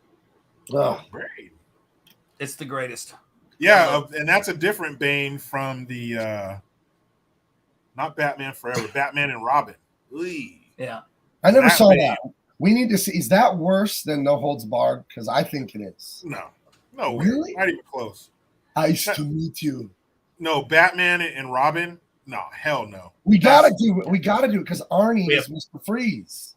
That's true, and I'm all for it. But No Holds Barred had a budget of $47. Could you say and this? It showed.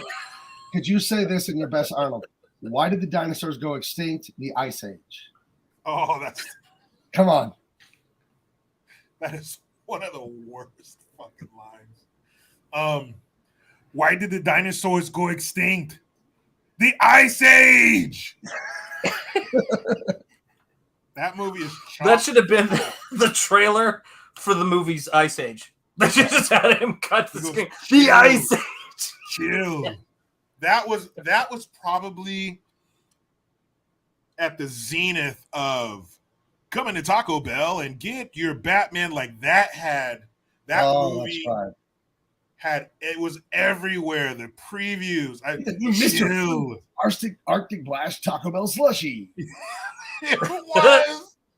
Yeah, it was, and it had all the clips and stuff. All the highlights, the clips and stuff from the movie that made you want to see it, and it had one of his one-liners in there where he's like chill, and he like shoots the people with the freeze gun. I mean, it was just at the height of movies teaming up with every facet of entertainment that they could and just bukkakeing the public with their product.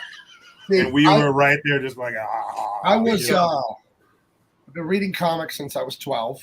I think I was 18 or something when that movie came out, or 17, 18. And I don't know, whenever I ask people if they've seen it. And I always wonder how people saw that movie. Like, didn't you just see the commercial and know not to go near that? I felt like the commercials for that movie were anti-commercials. Those commercials said to me, do not come and see this. That's what they were saying to me, those commercials. So, I don't know. That came out in what, 98? 98? So I was, depending on what part, because I was born at the end of the year. So I was 17 or 18 when that came out. And I don't think I didn't go to the theater to see it. I think I caught it on video, because that was definitely one of the ones that had like 5 shelves of the cover at Blockbuster, whatever. It was, when I say it was a blitzkrieg on the media that followed over into, because that was well within videos and video stores being huge. So yeah, it was a big deal when it came out. And I think that's when I saw it.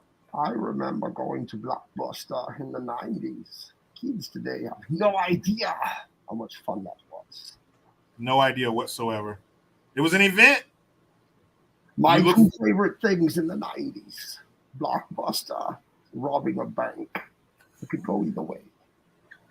Hopefully you rented more videos than robbing banks, man. That's why I robbed banks. So I had money to go and pay my late fees at Blockbuster. You remember that shit? Yep. And not rewinding the damn video. That'll get you busted too. But late fees, those were son of a bitch. You have no idea what the late fee is on Clerks when you drop it behind your couch for 6 months. You don't want to know. That's like up in the thousands. They're putting a lien on your, they're garnishing your wages for those kind of charges. I still say The Clerks is Kevin Smith's only good movie. Maybe Mallrats is okay. Never seen Clerks. Love Mallrats. We go Snoogans. And he gave the dude, I don't know, whatever you get from ingesting feces. A stink palm. Yeah. He gave him like the stink hand, like he was up in there, then went to the chocolate covered pretzels. Right. That was Michael Rooker. He ended up Yondu, Guardians of the Galaxy, another superhero movie. He is another one of those great supporting actors where you may not know his name, but you know that dude. You know his face. Yeah, he was the best. Snoochie Boochies. That's what they used to say. Snoochie Boochies. Snoogans. That is, my face is now sweating. Mallrats. I love Mallrats, but I never saw Clerks. I was never into that, the whole Kevin Smith kind of. I wasn't either. Usual Suspects, black and white kind of. Clerks is a hilarious movie. It is whiny because he's whining about being a clerk at a gas station, but he makes fun of himself the most. Like the gas station attendant guy, the convenience store clerk is an idiot, and so is Randall, the guy next door. Clerks, the OG, is funny. Clerks 2, 3, 4, however many they did, No good. But First one does was- Clerks make it into the time capsule before we leave Earth? Earth is disintegrating. We Yeah, can't fit all the movies in there. Well, I will So, say this: you like Mallrats, right? yes. Mallrats and Clerks are his only good movies, and Clerks, in my opinion, is better than Mallrats, which is I love Mallrats.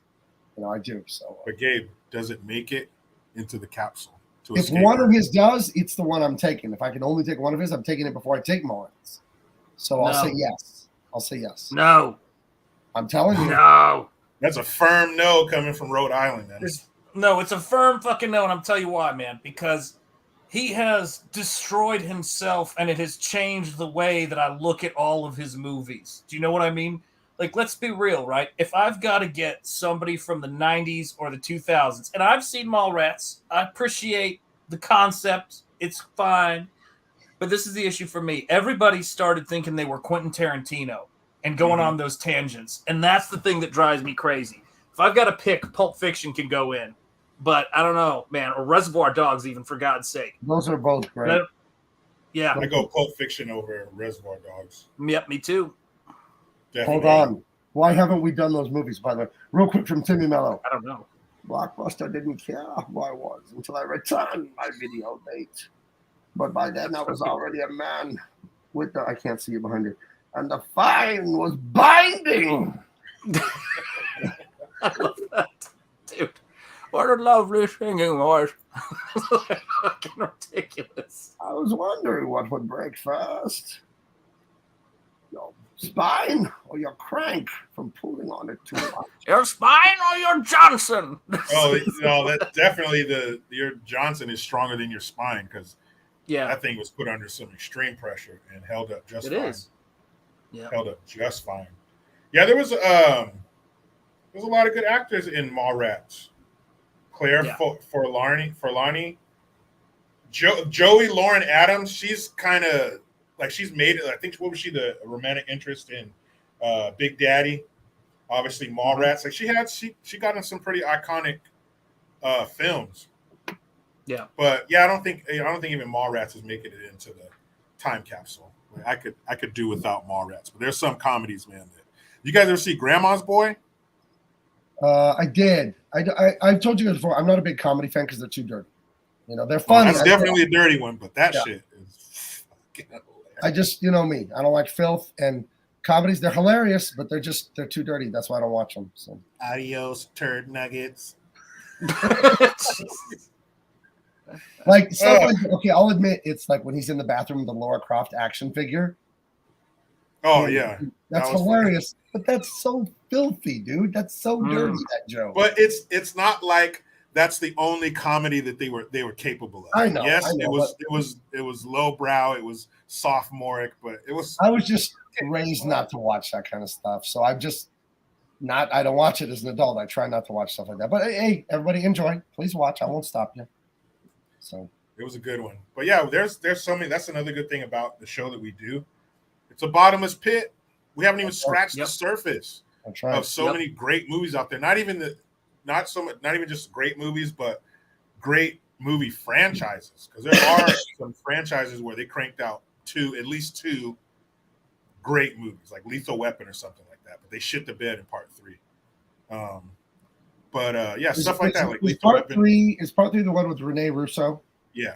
Oh, wow. You know what's funny is that woke and feminism wasn't nearly as bad as it is now. It was just starting. Woke was like 100 miles away, but you could hear something rumbling in the distance. But the whole Rene Russo isn't there a point where like she beats up some bad guy like Men or something? Yeah. Oh yeah. It's kind of like the henchman in the warehouse. Right, Yeah. Right. But see, you're right. There were hints of it. Like it was back then. The woke bullshit was like when you first feel that tickle in your throat where you're going to get sick. You know something's coming. You know you've been sick enough times. You know in a few days I'm going to be bedridden. So that's what it was kind of like. There were little sprinkles here and there. Certainly wasn't full-fledged fucking projectile vomit all over us like it is now. But yeah, it was in there. And there is some suspension of disbelief in any movie. But Rene Russo, you are not going to kick the shit out of 3 hardened criminals who could care less about fighting a girl. They would fucking knock your face off True that. Real quick, Yep. question for you, Sean Diesel. Hey, Sean, why you not come to San Diego, broski? Oh man, it's killing me. It's That's how killing Raiders me, fans man. talk too, all of them. That's true. That's true, man. I can't squeeze into Gabe's house and put that in position on him, man. I mean, you and Jericho could share a bed. You know, you both look cuddly enough. You know. No, man, I see. Yeah, man. I know. I want to share a bed with you and your wife, Gabe. I already told you that. You were the one who said no. You're the one who's been a fucking hater, not him. Yeah, you were like, if you pee the bed again, and I was like, going, well, geez, I guess I'm not family. That's all I got. I just can't sleep on the rubber sheets; they get too hot. No, I like to sleep outside nude under the stars, so you don't have to worry about me. Well, I can picture that, Jericho, nude under the stars with like a handgun, just sleep and relax. I fucking howl a couple times. Right. Other than that, I'm pretty quiet. Remember, you were telling me that you were trying this new thing you read online. We're getting moonlight on your perineum was really good for you. So You get it more places than that too. do you know what your perineum is? It No. ain't your hoo-ha, but it ain't your hee-ho. It's the gooch. It's a skin bridge. Yeah. Who's that and what now? Oh, son, I don't think you want Snakey. That's pretty much what it would be. Do you know what I mean? What's that called? Episiotomy on a woman when they're getting birth. That's where they give. They take a little slice. No, son. Skin bridge, man. Oof. Oof. That's right, man. Hardcore. Hardcore. That is something. That is something. Yep. It's something. Shout out to me. Heart. Shout out to me not being a woman and none of that being a reality. Shout out to the down the cross. I'll say this: being a father and making children—that's fun for men. You know, so it sure is. Yeah, that's one time you don't mind going to practice, huh? Yeah, right. It's like they're pregnant for 9 months. It's like, hey, I was on top of you for 9 minutes. That's enough. I did my part. Year 2, when you finally break down and say that you got a vasectomy, that's the hardest part. Oh. It's Also she's quiet for a week or two after that. He goes, all right, babe. Is that what we were doing? Off to the hospital. Stuff. Well, you know go ahead. Speaking of, like you said, being on top for 9 months, you ever see those videos where the guys, or 9 minutes, where the guys will have their wife take the man's position in sex and see how long they can like hold themselves up and handle their business? Like if you're doing missionary, for women who are like, oh, you're not taking long, or you're not lasting long enough or whatever. Like you try to be basically in push-up position for 10, 15 minutes, whatever. And like most of them couldn't make it a minute. I think one lady went 20 seconds. That's hilarious. Our arms are like shaking and shit. It's hard work out here, girl. And he's looking up at her going, you going to tap out? You going to tap out? I can't. I just can't. You're telling her harder, go. She's like, oh, my arm's hurting. Like, nah. And then she finally collapsed and fell. And he was like, 20 seconds. What website is this, Jericho? What are you watching? It was like a clip. It's like a clip on fucking like YouTube Shorts or something. Oh, okay. I'm sure there is a website dedicated to it, but it's just like I think it was YouTube No Shorts. I think is what it was called. It was just hashtag no shorts. No shorts, please. Yeah, that's right. But yeah, basically, sex is fun. That's what I'm trying to get at. Really? Yeah, we're gonna go out on a limb and we're gonna make a call here. And this is not medical advice. It's just our opinion. Okay. I don't care what all the naysayers say. Double Impact says sex is fun. Done. That's right.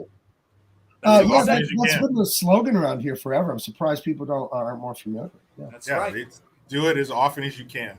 I'll have to add that to the intro. Double Impact, triple threat, sex is fun. So yeah. Yeah, my initials, Shanth and Jetty, are the S and the E in sex, y'all. Understand it. Understand it. When the graphic comes across the screen, sex is fun. Like have like a little splash, like a little water, like splash on it, like a water park. I remember I was an orca landing. I was speaking of stupid like sex puns. There's a Little Darling strip club in Las Vegas where the pole sticks up like 3 stories to get to the height of the 15 freeway when you drive through Vegas. So you can't miss this place. We're driving through Vegas. And I was driving my son home from college. He was in Colorado. I went out there to pick him up. We were driving back to San Diego. And we drove through Vegas and there was construction. We went the wrong way. And we drove down in front of this strip club. And I shit you not, it said, "Come bust a nut at Little Darlings," and then the graphic was 2 coconuts hitting and they were exploding. Love it, man. This is in public. In public on the freeway. There was a. Well, they could have meant it. No, go ahead. You walk in the door. You're like, "One, please." They hand you 2 coconuts. You're like, "Are you guys serious?" You got to. Yep. Like, we have to, or we have to take the sign down. Like, you remember the corn nuts? They had an ad campaign in the 90s called "Bust a Nut." Right. And it was like a corny, jingle, and it said, bust a nut, grab a bag of corn nuts, and bust a nut. They're lightly toasted and hard as hell. Enjoy yourself. We won't tell. And then it was like, you can do it at work, but don't get caught. And it had like the women, don't get caught. Like, it was fucking hilarious, man. And they were like, skeet, skeet, skeet. Yeah. All these splashing sounds in the background. I couldn't find a picture. I was going as fast as I could to find what you were talking about. But when I was Googling, I did find this. You're going to love this. I was looking for your corn nut thing, but I found this.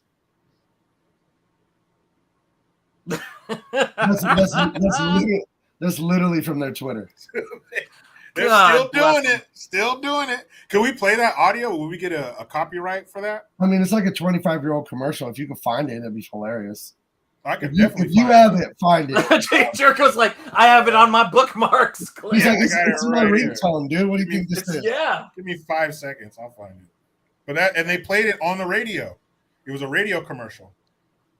And it was fun that'll last all day. Bust a nut. It was fucking Shrapnel says he hates corn nuts. He broke his tooth. Now, hold on, Shrapnel. Silver lining time. What flavor corn nut? There's picante. There's lemon lime. There's like lemon picante. I think there's got to be like a jalapeno. Ranch, too. Definitely ranch. Ooh, are there any savory? Cool ranch. Cool ranch. Dude, that's my go-to, dude. I blew it. Oh. There are lots of savory corn nuts. Are there sweet corn nuts? Are there like the cinnamon chocolate or anything? Ew. What the fuck? They make cinnamon chocolate corn nuts? Ew, no, I'm asking if there are. Oh, what the fuck? You broke a tooth on a nut. Shrapnel. You were supposed to. Shrapnel misread it. They said busted nut. You thought they said busted tooth. No. Yeah, totally different feeling. Feels way better to bust a nut than one of your teeth. They were but I found it. You want me to play the audio? Yeah, put it up. Let's see it. Or should I just send it to you? Because I mean, it's a radio commercial, so you just need the audio. Really. See if you can play it next to your mic. We'll see. I'll tell you if it's coming through. I got my speaker. Oh, here we go. This is a song about corn nuts, an intensely crunchy snack.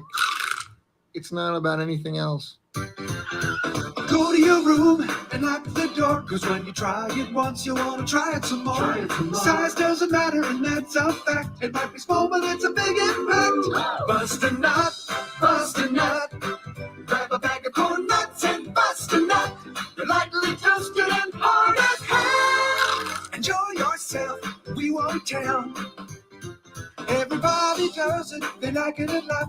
You can do it in school, just don't get caught. It takes a few minutes if you don't delay. Take your time, make your last all day. Bust a nut. Grab a bag of corn nuts and bust a nut. They're lightly toasted and hard as hell. Enjoy yourself, we won't tell. Corn nuts, an intensely crunchy corn snack, comes in 7 nut-busting flavors. Wow. Take me back to that America right now. This is what they We're took getting from there. us, guys. This is what they took away from us. That's right there in the Real Men of Genius era. Right. Make 7-Up yours. A beautiful time to be alive. Yep. What about Juicy Fruit? Come on now. The taste is going to move you. No, take a what was it? Pull it out. He's gonna like take a stick, pull it out. The taste is gonna move you when you pop it out. Yeah. Come and it was always some people skiing, like somebody doing a ski jump or some shit. Man, I love it was Juicy some like Fruit. blonde lady going, take it. Yeah. She would get the gum like this. We're like, wait, you don't put gum in your mouth like that. She would go like the double fist. Don't do that. But yeah, I mean, those commercials were fucking great, man. Make 7-Up yours.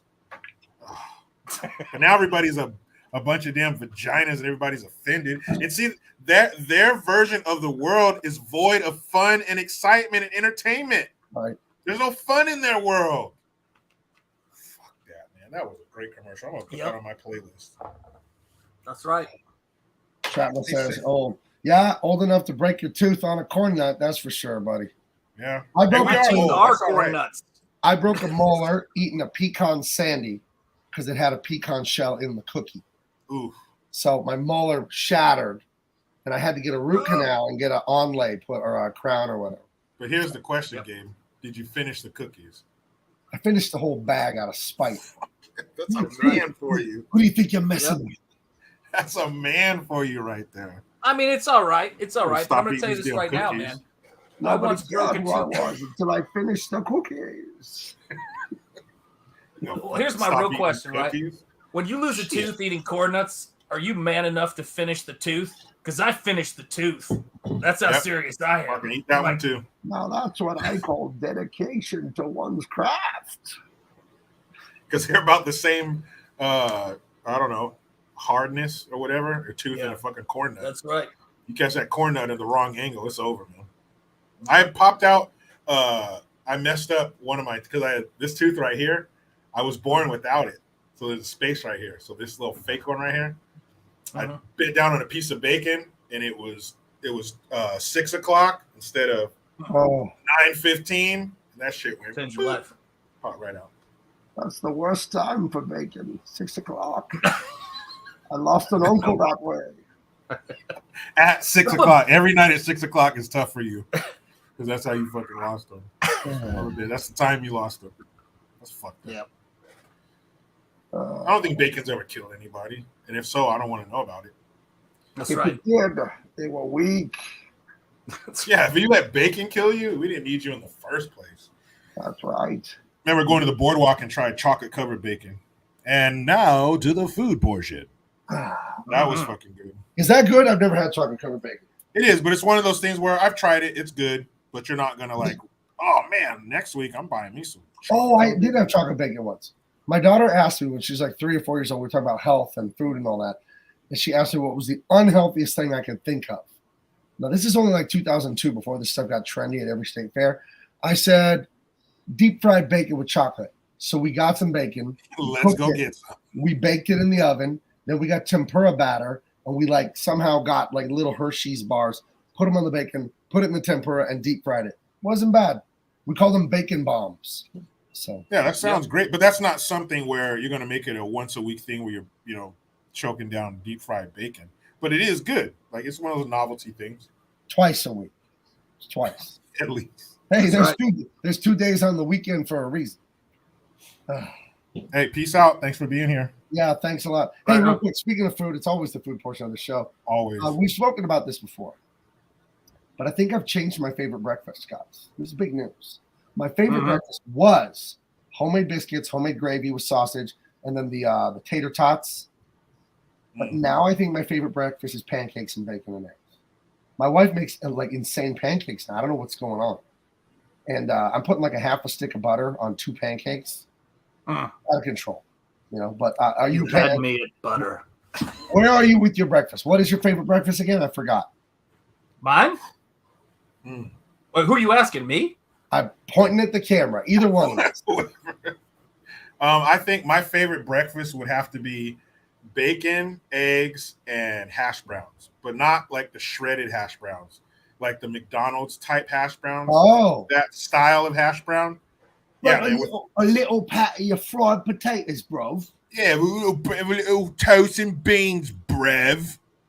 Disgusting. The British breakfast looks so gross. Fuck eats beans and toast, mushrooms and tomatoes. Hey, you know what? I want to make a meal that says I fucking hate myself. There you go, beans. That's and British. Fucking, get out of here. I don't ever want to hear another British person talk down their nose at America as long as you eat fucking beans and toast. Get off my planet. Let me read the super chat. Then I want to ask you another breakfast food sandwich related question. Antoine Dennison, he's always here. He's hilarious. $2. Thank you very much, friend. Very generous of you. Gabe, would you create original comics with Dean? Do you mean Jimmy Dean, the sausage maker guy? Or Howard Dean? The the former Democratic presidential candidate Howard Dean. I don't know who Dean. Who He had a screen. Yeah. That ended his career. You know screen what's so funny? ended- I showed that video to my daughter at lunch. I was explaining to her how this little innocuous screen ended his political career. How weird. Antoine, would you create original comics with Dean? You mean Dean Cain, my good friend, NCAA record holder, most interceptions in one season by a safety when he played for Princeton in the 80s. Of course I would. I will do anything good with anyone great, anyone who believes in great things. So, and I have huge amount. You won't have to wonder much longer what I'm doing next. Next week, like 6-7 days from now, Comic-Con, me and some other people are announcing stuff that will blow your mind. In the independent comic scene, I don't want to oversell this, but Jericho, Shanti, check me. This is probably one of the biggest announcements in independent comics in years for what this is. It will blow your ass. This is going to blow your brains out, what I'm doing. And a lot of it's already done, and it just looks amazing. So you'll see. You'll see what I'm doing next, Antoine. You'll see. Yeah, to answer your question, I would collaborate with Jimmy Dean Sausages. My go-to breakfast is sausage links, eggs, and waffles. That's how my I roll. go-to, dude. I blew it. I will tell you this, Sean. If you ever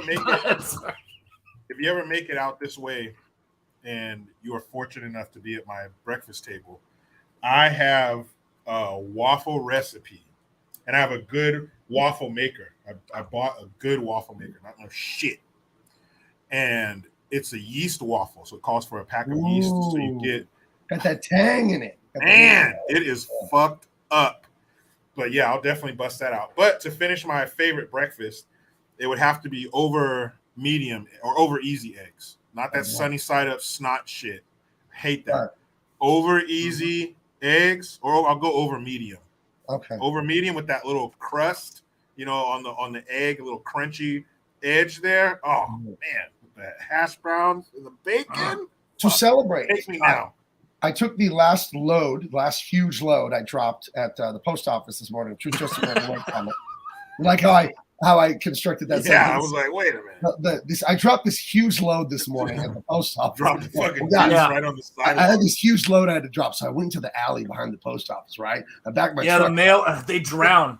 Yeah, they drown. I wasn't alone.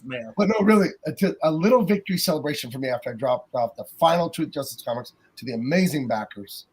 I went over to the French bakery, the pâtisserie. Je voudrais 4 croissants, s'il vous plaît. I got 4 croissants because my wife makes that crispy bacon. You know what I mean? That light is there. It just crumbles away the light crisp. I take that, split my croissant. I put a smear of mayonnaise. Now stay with me. Mayonnaise, sriracha. So now I have a hot aioli kind of thing. Then I take the bacon. Dude, you have a hot your aioli so hot right now. Oh, it's so hot right now, Dad. Do you? Then I gently, I take these 3 fingers, like a love, gently, and I push the middle of the croissant down a little. Put a big, 5 slices of bacon all crumbled in there. Then I take 2 eggs, crack them in the pan. When they get just cooked on the side, flip them. Take a slab of cheese, put it on one of the eggs, close the egg like a book. Put all that inside the croissant, big cup of flaming hot coffee. Oh, that was a satisfying sandwich. The yolk just pours, just cascades. The cheese over the and content. The sriracha and the mayo made a sauce, the bacon crunch. And this is a fine French bakery where they use butter. They don't use soybean oil. There's a fucking line out the door at this place all the time. But I went and stood there and got my croissants. And, I usually don't eat carbs. You guys know that. But today we had a little celebration for breakfast. Celebrate, man. You earned it. And it was Today we eat carbs. There was a right behind the Trader Joe's I worked at. There was a French bakery called Parker Luceau, and they had some serious croissant up in that bitch. And it was so good that you didn't need to put anything on it. People would just get them in the little bag and just eat them out of it. I mean, shit was fucking delicious. Right before, I bought 4 croissants this morning. I had 2 of them right before the show. That was my dinner. 2 croissants and a cup of decaf. So, yeah. Do you guys see I sent a message in our little private chat? Oh, I never checked it. Oh shit! Of course, yes. Check it. So Yeah, we And need to level. Antoine, Antoine. I would be remiss. Thank you for the super chat, Antoine. I hope you're still here.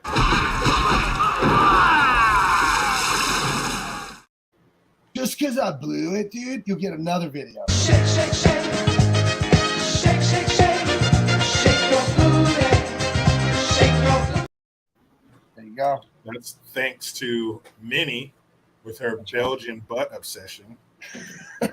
I love the zoom on the Yeah. butt. Yeah, that's Totally unnecessary. But Yeah, she burned those Belgian waffles. Wait, what are we talking about? well, butter my waffles. Is it not Van Dam? And my dad, when he would make waffles, that was usually Sunday morning where we had waffles. He would mix butter and syrup together and heat it. Dude. And he'd just take a little ladle and Yeah. That's what my wife does. She serves me my pancakes on Saturday or Sunday morning, and then she serves me the ramekin with microwaved real maple syrup and a half stick of butter melted into the ramekin.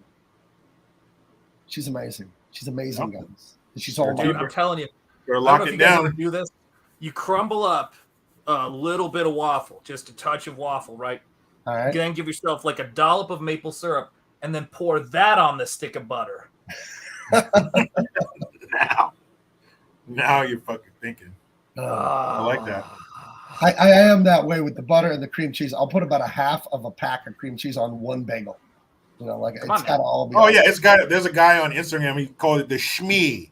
He's Oh, a I've seen fucking it. New York guy. He's Shmee, and he was like fucking 2 inches of cream cheese in that bagel, and I support his efforts, man. It's like putting Bondo in a car dent. Make it happen. Fucking slather that bitch on there. And if you ever try it, or if you haven't tried it, cream cheese on one side of the bagel, nice Shmee, and then your favorite fruit preserve Right. on the other side. There's Holy the shit. French import of those jams. Bon maman. It means like good little, cute little granny. Bone your mom. In English it would be bon maman. Bone your mom. Bone your mom. Sure. They have I think they have like a blueberry and they have a strawberry. It's ridiculous. It's ridiculous. Yeah. Ridic. And it's ridic means that it's so good that you'll put your dick in it. Right. You'll open up the jar. You ever make love to a French imported jam? You ain't lived, brother, till you stuck your wiener. Till you stuck your fucking wiener. I don't care what nobody says. There's a difference between making love to huckleberries and blueberries. There's a difference, man. If you're a connoisseur, you know the difference. And it don't matter if you're cut or not. You take your wiener and you pop that jar and you stick it in there, man. That's America. Excuse me, what kind of banjo song pairs well with this jam assault? Don't matter, man. Just pop that top and stick your wiener in it. Jam never says when. It's like the corn nut commercial. We won't tell nobody. We don't say nothing, man. No judgment here, man. Fuck you think I was doing 5 minutes ago before I got here. Timmy Mello is a voice of reason in a hurricane of insanity. He points out that does ruin the jam. He's not wrong. Hey, man, you ain't supposed to eat it after you do. So wait, are you guys saying the song "Pump Up the Jam" wasn't what I thought it was? No, you're thinking "Pumping the Jam." That's okay. Fair That's enough. a whole different. That's a different song right there. Different genre. Right. Bagels and lox, shrapnel. Bagels and lox is his favorite Jewish food. I love crepe lox. They're kind of like little dumplings, like a ravioli-ish kind of thing with like a lot of times corned beef inside. What other Jewish food do I like? I like latkes. I like the potato pancakes. What is that, velvet? Yeah, we conquered. Look, listen, folks. This is one thing this younger generation doesn't understand, and it's because they only seem to eat at chains or whatever hipster food they have. Is we conquered racism in the last fucking century / millennium through an understanding and sharing of food. And when these fuckers figure that out, that's what they forgot, because everything they get is like from some fucking chain. Like, as much as I love In-N-Out Burger, as much as I love all of this fucking stuff, they don't ever talk about this shit, man. You go over to a friend's house and you eat some food you've never had before that's terrific. All that shit goes out the window. That's how we roll. And it's not always terrific, but it's not always terrific, and that's why you got to heal that wound. I remember I had a couple friends. They were brothers, and they weren't twins. Wait, yeah, I guess no. I think one of them probably got held back because they weren't twins, but they were in the same grade. Tonio and Lupe. Call him Snoop. And they lived right across the street from our junior high school. And we got to be friends. And sometimes when I was hanging out, because, in 1992, there was a pizzeria there, and we would go there and get pizza and play Street Fighter until like the last minute before you had to leave to go home. So you didn't get killed by your parents. So when I would hang out, sometimes I would go to their house, and their mom is this, older Mexican lady, a little bit older than our moms were at that age. She had them a little late in life, but man, she would get to doing her thing in that kitchen. The smell, I would just peek in there every once in a while. She's playing her Spanish music, singing along. And I don't know if the singing had something to do with it, if she was singing to the food, but the food was singing when it got to the table. And that shit, it was. And we had neighbors across the street from our house. They owned a chain of like 4 or 5 Mexican restaurants. So when we go to her house, it was all about fresh tortillas, fresh refried beans, cotija cheese, a little snack for me to walk, fucking few hundred yards to my house. But she fed us like, we were going in a blizzard, for a mile to get home. And she'd give us one of them burritos when we left, man. It was just. That's why like a few weeks ago when we figured out you were coming down to San Diego next week, I asked you if you had your passport, because going into TJ for some tacos and stuff, we got great ones here in San Diego, but there's a street in Tijuana. It's called Las Humadoras. It's like, it means the smoky place. And there's like 5 taquerias all next to each other on the street. I made a YouTube short about it. Yeah, I saw it. Fucking ridiculous. So good. We have the same kind up here, but oh my gosh. I also went to Hotel Caesar on Revolution Avenue right there in Tijuana, where the Caesar salad was invented. And they make the Caesar dressing tableside. They make it every time you order Caesar salad. They crack an egg. Anchovies. Yeah, they put the fish, they put a raw egg, they put mustard, they put whatever, and they mix it up in this giant wooden bowl, and then they put it. Yeah, it's really fun. So I like going down to TJ. I haven't been there in a few months because I've been working on T-Jaw, so I've been to TJ. That's right. But I think I'll be going down to TJ. I want to show you guys something real quick. This is awesome. I wanted you to see it. Come on. This is Mr. Frosty's in PB. Dude. And I'll show you Mr. Frosty. It looks like my go-to.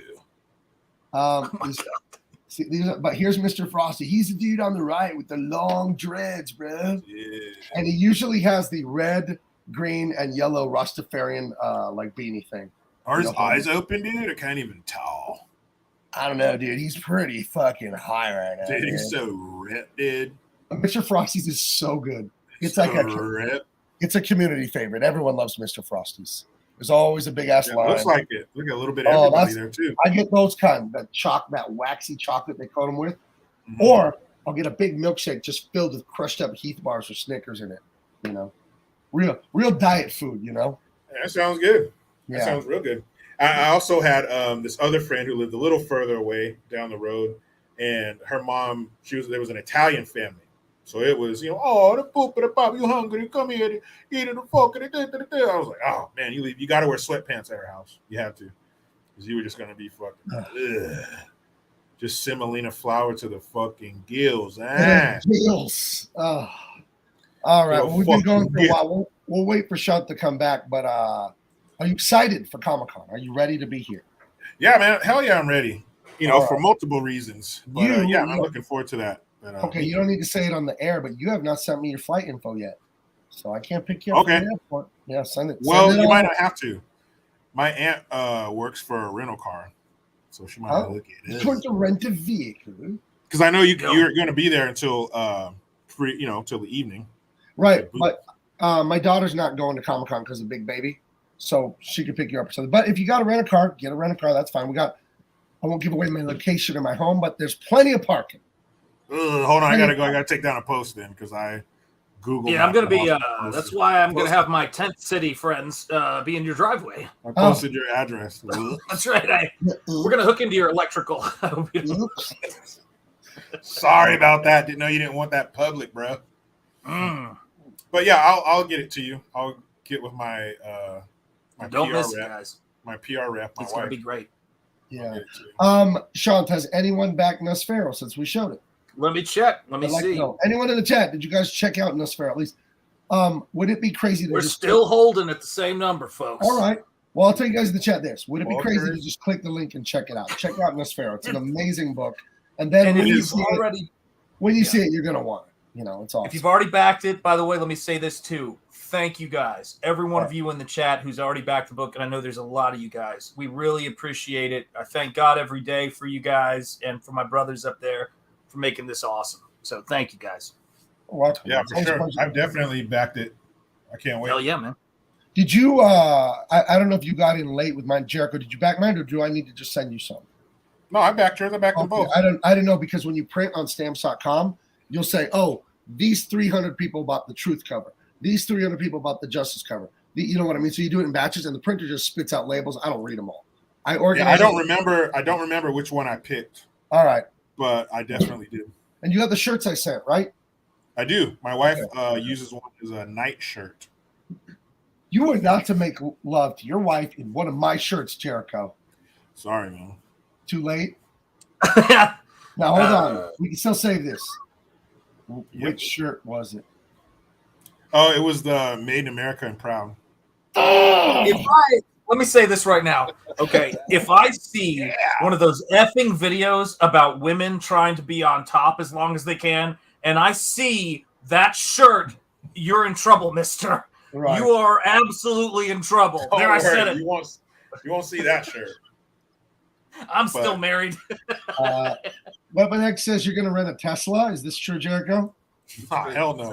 You're going to use a Tesla to go pick up some oat milk on the way to your boyfriend's house? Yeah, and wash it down with some soy milk and tofu. Actually, I don't eat the tofu. I drink the soy milk, and then I put tofu up my butt. Oh, really? How's that work? Yeah. I don't know. Aren't they little squares? I just do it. Like, I don't want anything in return. I just do it. Oh, shit. Because that when you buy a Tesla, you have to promise to do that. Yeah. I'm not willing to do that. But no, it won't be a Tesla. It won't be a They're ugly. Because I won't be go ahead. I'm just saying it won't be a Tesla that'll have to charge via a diesel ran generator, is what I'm saying. Right. I've seen that. I've seen memes of shit like that. Stupid. But okay, if you got a rental car, just let me know. If you need to be picked up from the airport, we'll try and not show up like more than 3 hours late to get you. So, you know.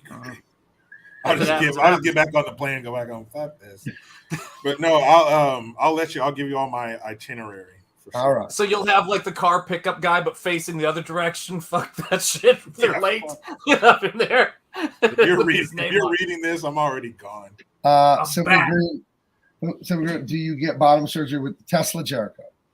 You don't have to get it, but if you don't have it already, you have to sign a contract saying you will within 6 months. Mm-hmm. Not mandatory, but you know, it's recommended. So yes. Yeah, they strongly urge you to do so. You have to have some kind of makeshift genitals that you weren't born with if you want a Tesla. And Jericho's going to be in the presidential suite at my house for a few days. So there you go. I got to warn you, Jericho. I installed bidets in my toilet. Don't know if you've ever used one. It's a Wet and Wild ride, but it's very nice. Yeah, that'll be cool. And it doubles. If I get thirsty in the middle of the night, there you go. I want to go downstairs and wake everybody up. That's right. Hit that bedizzle real quick. That's right. I got to tell you, it's a little gross, but I got the bidets. Bidets. Dangerous segue. I got the bidet at COVID when all the dummies were buying all the toilet paper. And I used the bidet. And you can't live without it once you get it. You go to hotels, you go traveling, like, oh, they don't have a bidet here. We're not staying. It's terrible. And the minute you use the bidet, you're like, oh my God, we went to the moon, we created the internet, motion pictures, all this technology, and we just used paper. This is like, no, this doesn't work. You need the water. You need the water. Yeah. Oh. I've said it before, using paper only is like cleaning your muddy truck. You go off-roading in your Ford F-150, and it's covered in mud. And you clean your truck with dry towels. Yeah. Guys, that doesn't make sense. It does not. Everyone out there, you can go on Amazon.com. For those of you that don't know there was a .com. Go on Amazon. You can get a bidet. I got it for like $30. And you can install them in 5-10 minutes. They're amazing. So change your life. Change your life. He loves his bidet, but his neighbor says it's gay. You don't have to listen to your neighbor. You don't have to listen to that. Yeah, man. Let's see. Did you see the salty cracker video of the dude that tried to carjack somebody, got ran over and shot himself in the head? Oh, I heard of that. That's insane. God. He was trying to Dude. carjack people. They like Yeah. sped off in the car, and he like gets caught in the car, but then he runs away and he's running with the gun. So then they turn around and hit him with the car. He flies up in the air, but as he gets tossed by the car, I guess his gun went off and shot him in the head and killed him, I guess. Hey, I two don't- words. I don't Two know words if for I that got guy. any of that right. What'd you say now? 2 words for that guy. Boo hoo. Yeah, I guess You you get should trying to steal people's shit. Yeah, don't do that. Yeah. That's terrible. I read a story about a guy who was running away from a house he robbed, and he had a rifle, and he jumped in the van. He slipped a rifle. Boom! Shot No him. way. Yeah, you piece of shit. That's what you get. Another guy was riding in a vehicle full of stolen shit, and the road was real bumpy, and he had a rifle next to him in the passenger seat, and it was a little too bumpy, and the gun like fell. And Wow. That's terrible, dude. Or the guy in Chicago who's robbing a hot dog vendor and was fumbling with the money and put the gun back in his waistband and shot himself in the dick. Jeez. I That's what remember you when get. Oscar Gonzalez has a great suggestion for us: gun hose and a tub, alternative to the bidet. Yes. That's called the trailer park bidet.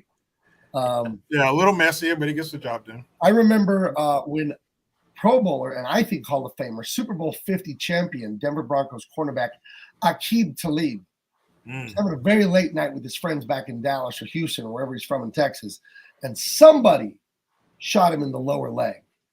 Now, some people say he was sticking a gun in his back waistband and it went off, but they Dumbass. never found a weapon. So some bullet came out of the sky and shot him in the calf. We'll never know what happened. What a dumbass. Why do you do that? You're so far removed from that lifestyle. Why would you thrust yourself into the path of a fucking felony? Like, what an I don't idiot. know. He never got in any trouble because no weapon was ever found. No one knows what happened. So A Plexico burst. He put a loaded gun in the waistband of his sweatpants. it's a I good don't know if idea. you guys know much about the integrity of your waistband in sweats, but it's not built for a 2 or 3 pound pistol to be held up. Is there a worse thing you can wear than sweatpants? Man or woman, sweatpants are foul. I hate Out in public is one thing, but if you're exercising, if it's frigid temperatures, I'll throw in a pair. I don't know. There was in the 90s. I'm not making this up. Don't Google it because it'll probably bring you other things. But in the 90s, they weren't successful. They were just like an East Coast regional punk rock band called the Sweatpants Boners. I'm not kidding. There's another band in the 90s called the Butthole Surfers. Right. You gotta love them, man. Yeah, man. It was good times. Isn't that Green Day's? Didn't Green Day have an album called Dookie? Right. Yes, they did. Through the 90s. I'm not mad. I love the 80s. 80s is probably my favorite decade. But if I couldn't make it all the way back to the 80s, I had to go back to 1990. Okay. In this imaginary scenario where you can travel time, for some reason you can't get back to 1990. There's limits to everything, man. Yeah. And it didn't have enough plutonium or whatever in it. I could only get back to 1990. I'll take it. Butthole Surfers are a good band. They were that, like, what kind of music is that? Is that alternative surf rock? Like, kind of. I don't even know. I don't know remember what that is, but it reminds me I of, think they were from Austin, Texas, weren't they? I don't know. They remind me of like Primus and those kind of fringe bands that the weird kids at school liked. They weren't My mainstream. name is Mud. You would think. Right. You would think a band with that name would be from, maybe San Francisco or something like that, but they weren't. Right. Yeah. No. What a name. You won't forget that one anytime soon. Nope. The That's Butthole Surfers. What's that album you got there? The latest from the Butthole Surfers. It's from a band called the Surfers. The Surfers of the Butthole. Oh, See? shit, man. Charlie's from San Diego, 91X. 91X is a station that is still going. And if you wanted to listen to Nirvana, Alice in Chains, all that 90s grunge, all the rock. Oh, yeah. 91X, it's still around. Soundgarden. That was the main station that I would listen to. Because I don't like hip hop or rap. I fucking hate that music. But I do like Kanye West. He's the only one I like. But Old Kanye West. I don't think Kanye West is a rapper. I think he's a genius, like an artistic genius, like a literal genius. He is. And the station down here was jamming Z90, hip hop and rap. Oh, jeez. Yeah, Kanye West, especially his early stuff, even before he released his own music, the stuff he produced. Yeah. He's a musical genius, just a genius in general. I mean, Yeah. money made in fashion. And guys, I got to tell you, my dear son ordered a pizza, and I'm going to have to go get down on that even more. But I want to get through his chat. But I have something I've been meaning to share with Gabe. Keep going, Gabe. I got to find it first. If I can't find it, I'm going to be disappointed. Late night pizza on 102.3 The Meat. And Sean, is that a meat lover's pizza, or are you just happy to see me? It's a meat lover's pizza. It better be. Hey, That's extra sausage. I better be able to find this because it's just, you deserve it, man. Ooh, ready to get Italian? Well, then get some of that meat lover's pizza on 102.3 The Meat. And try our new stuffed crust. We stuff it till it's bursting. When I was in high school, I was 15 years old. I worked at Pizza Hut. I had to, fuck you if you ordered a stuffed crust pizza, by the way. Fuck you. I had to get there at 3 p.m. and make 200 stuffed crusts. Stuff that crust. 200 string cheese, or like 6 times 200 or 8 or however many string cheese. You put them on the edge of pizza and you fold and pinch the dough over. 1, 2. I just make 200 of these stupid things a night. Oh.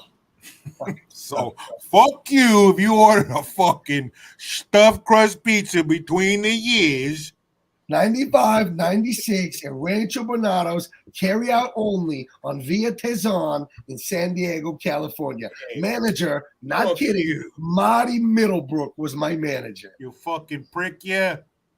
Fuck yous all. Look at this shit. I ordered whatever, Mike. Well, I hope it was terrible when you had it. Oh. Hey, but what a great marketing campaign. Stuffed crust pizza. Donald Trump was in a commercial for that. It's like the pizza you eat backwards. And you're like, they're biting the crust. So, all right, let me tell you something, man. I don't know if you're going to get struck for this because it is a copywritten song recorded poorly. But you know how Gabe will always just be like, I like Kanye. Oh, man, Kanye is great. If you don't like Kanye, then I don't know what the hell's wrong because Kanye is a genius. Like, he just goes on and on about Kanye. Now, you have no way of knowing if somebody tells you that they like something after you already tell them they like something, whether they like it. You certainly can't know if when they were a new father of twins 17 years ago, their daughter, who this year won the Hip Hop Dance Award, if when she was an infant, this is what he did to bring her into this. You have no way of knowing that.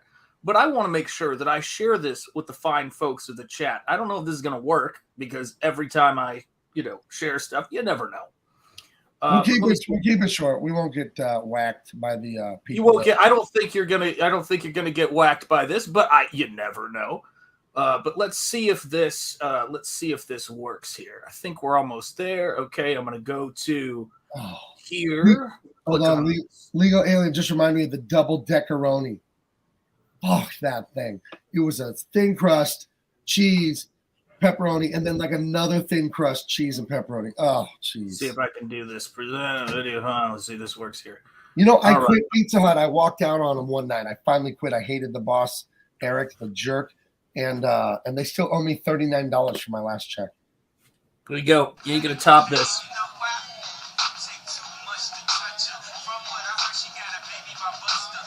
She already has the move.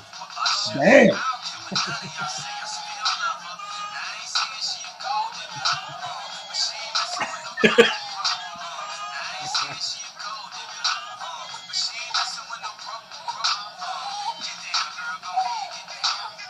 Here it is.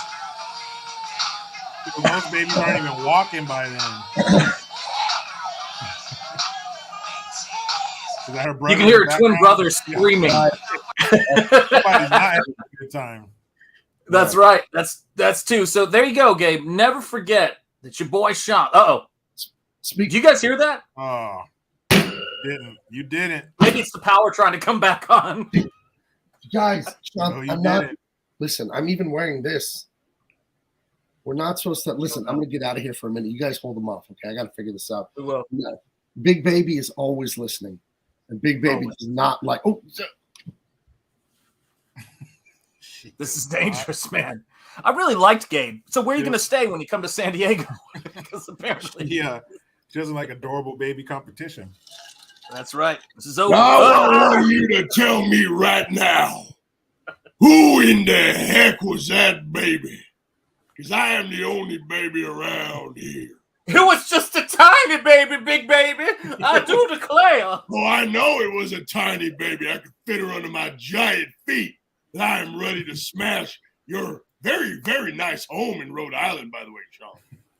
It'll take just a I will destroy it.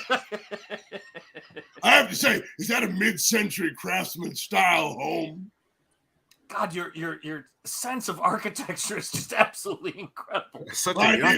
I just finished reading The Fountainhead. Well, not reading, it was an audio book, but I do love architecture, especially the American school. How'd you get so cultured? Oh, don't you know it's my grandpa? Oh. Big grandpa. He tells me I need to read everything. Like right. I'm reading you two right now. And I know you're both lying to me. That's not the first time that baby was on this show. Was it now? It's not my baby, so I can't say big baby. Those are the cutest eyes I've ever seen. Don't try to talk me out of smashing your mid-century craftsman style home. Now, baby, how did you know this is how I've always wanted to go? Big baby. Big baby knows all and sees all. That's how I knew. Oh, Jesus. But big baby, he has children in the home. So if you smash his has children. If you smash his don't worry about it, big baby. I have teenagers. It's fine. Oh, this makes it even better. That's more worthwhile. Teenagers so dang annoying. I'm doing you a favor, Shan. Now, get ready to meet your nature. You're so ruthless. I'm lifting my foot. Can't see the great shadow over your house. Oh, no. You know what? I gotta go. I really need a bottle and a nap. But I'll be back to smash her out. We'll leave it parked in the same place. Saved by the bottle. Yeah. There you go. Saved by the Van bottle. Dam was there. Hey, guys, yeah. Yeah. She is. For now. Close the door. Thank You got God. the door open? How'd she hear that? Make sure the door's closed. I don't know. Guys, her ears are 7 feet tall. I know. What do you mean how did she hear it? I mean, you my think first granddaughter would be a normal-sized baby who grows to be a 75-foot kaiju when she's angry? Who knew? Yeah, it's true.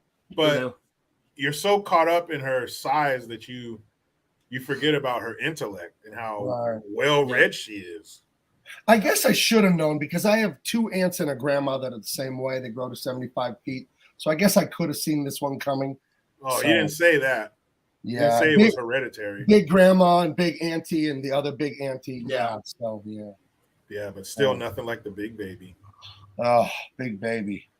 When will we ever learn? She has a good heart, though, because she could have easily smashed his Rhode Island estate. We're lucky she got hungry just in time. Her mom must have switched around the contents of the bottle, and she was like, huh? Because that's the only thing I think that would save somebody from a crushing. Oh, man. Amen. If you will. I wonder what would happen if Big Baby went to Bustamania for their all-you-can-eat on Tuesday. He'd be like, I'm out, brother. I'm all out of semolina, Big Baby. But maybe, hey, that could be a match made in heaven because he still has about 800,000 pounds from that bad deal with Ted DiBiase. I'm sure Big Baby could take out at least, $500,000 for him. So just ask her if she would be willing to. Definitely don't tell her she needs to. Okay. I'm not going to ask her anything just yet, but I'll definitely ask her. No, not right now. Let her. She's down to about 30 feet tall right now, so she's calming down. Just catch her after a nice morning poop. Right. Yeah. Big Baby smash. Oh, a morning constitutional sounds exquisite, my man. Like, feeling good? Full diaper, full stomach. I just wanted to float something by you. Well, you know how to deal with her. You know how to not upset her. All right, guys. Well, there won't be a show next Wednesday because I will be at San Diego Comic-Con, the greatest, the biggest, the original, the best Comic-Con in the world. Booth 1705. You can meet me, or July. You can meet Dean Kane. You can meet Jericho Green. You can maybe, no, Big Baby won't be there. It's going to be awesome, Comic-Con. I think I might have another stream with Jericho and Sean and a special guest before Wednesday. Follow me on socials and you'll know if we're going to do that with a guest. Follow Jericho. The link's in the description. Follow Shanta and Jetty and Sean's book, Nosfero. Check it out right now. That doesn't cost you anything to click the link and look at this beautiful art. You're going to want to buy it as soon as you see it. And then, Sean, you are closing out Nosfero tomorrow. That means you're ending it. They can no longer buy it sometime tomorrow. Give us the particulars. When and where. How are you closing that out?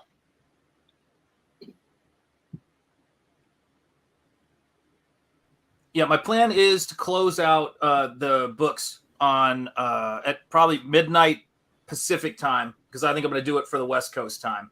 Okay. So about 3 a.m. Eastern time and midnight on the West Coast. That's the plan.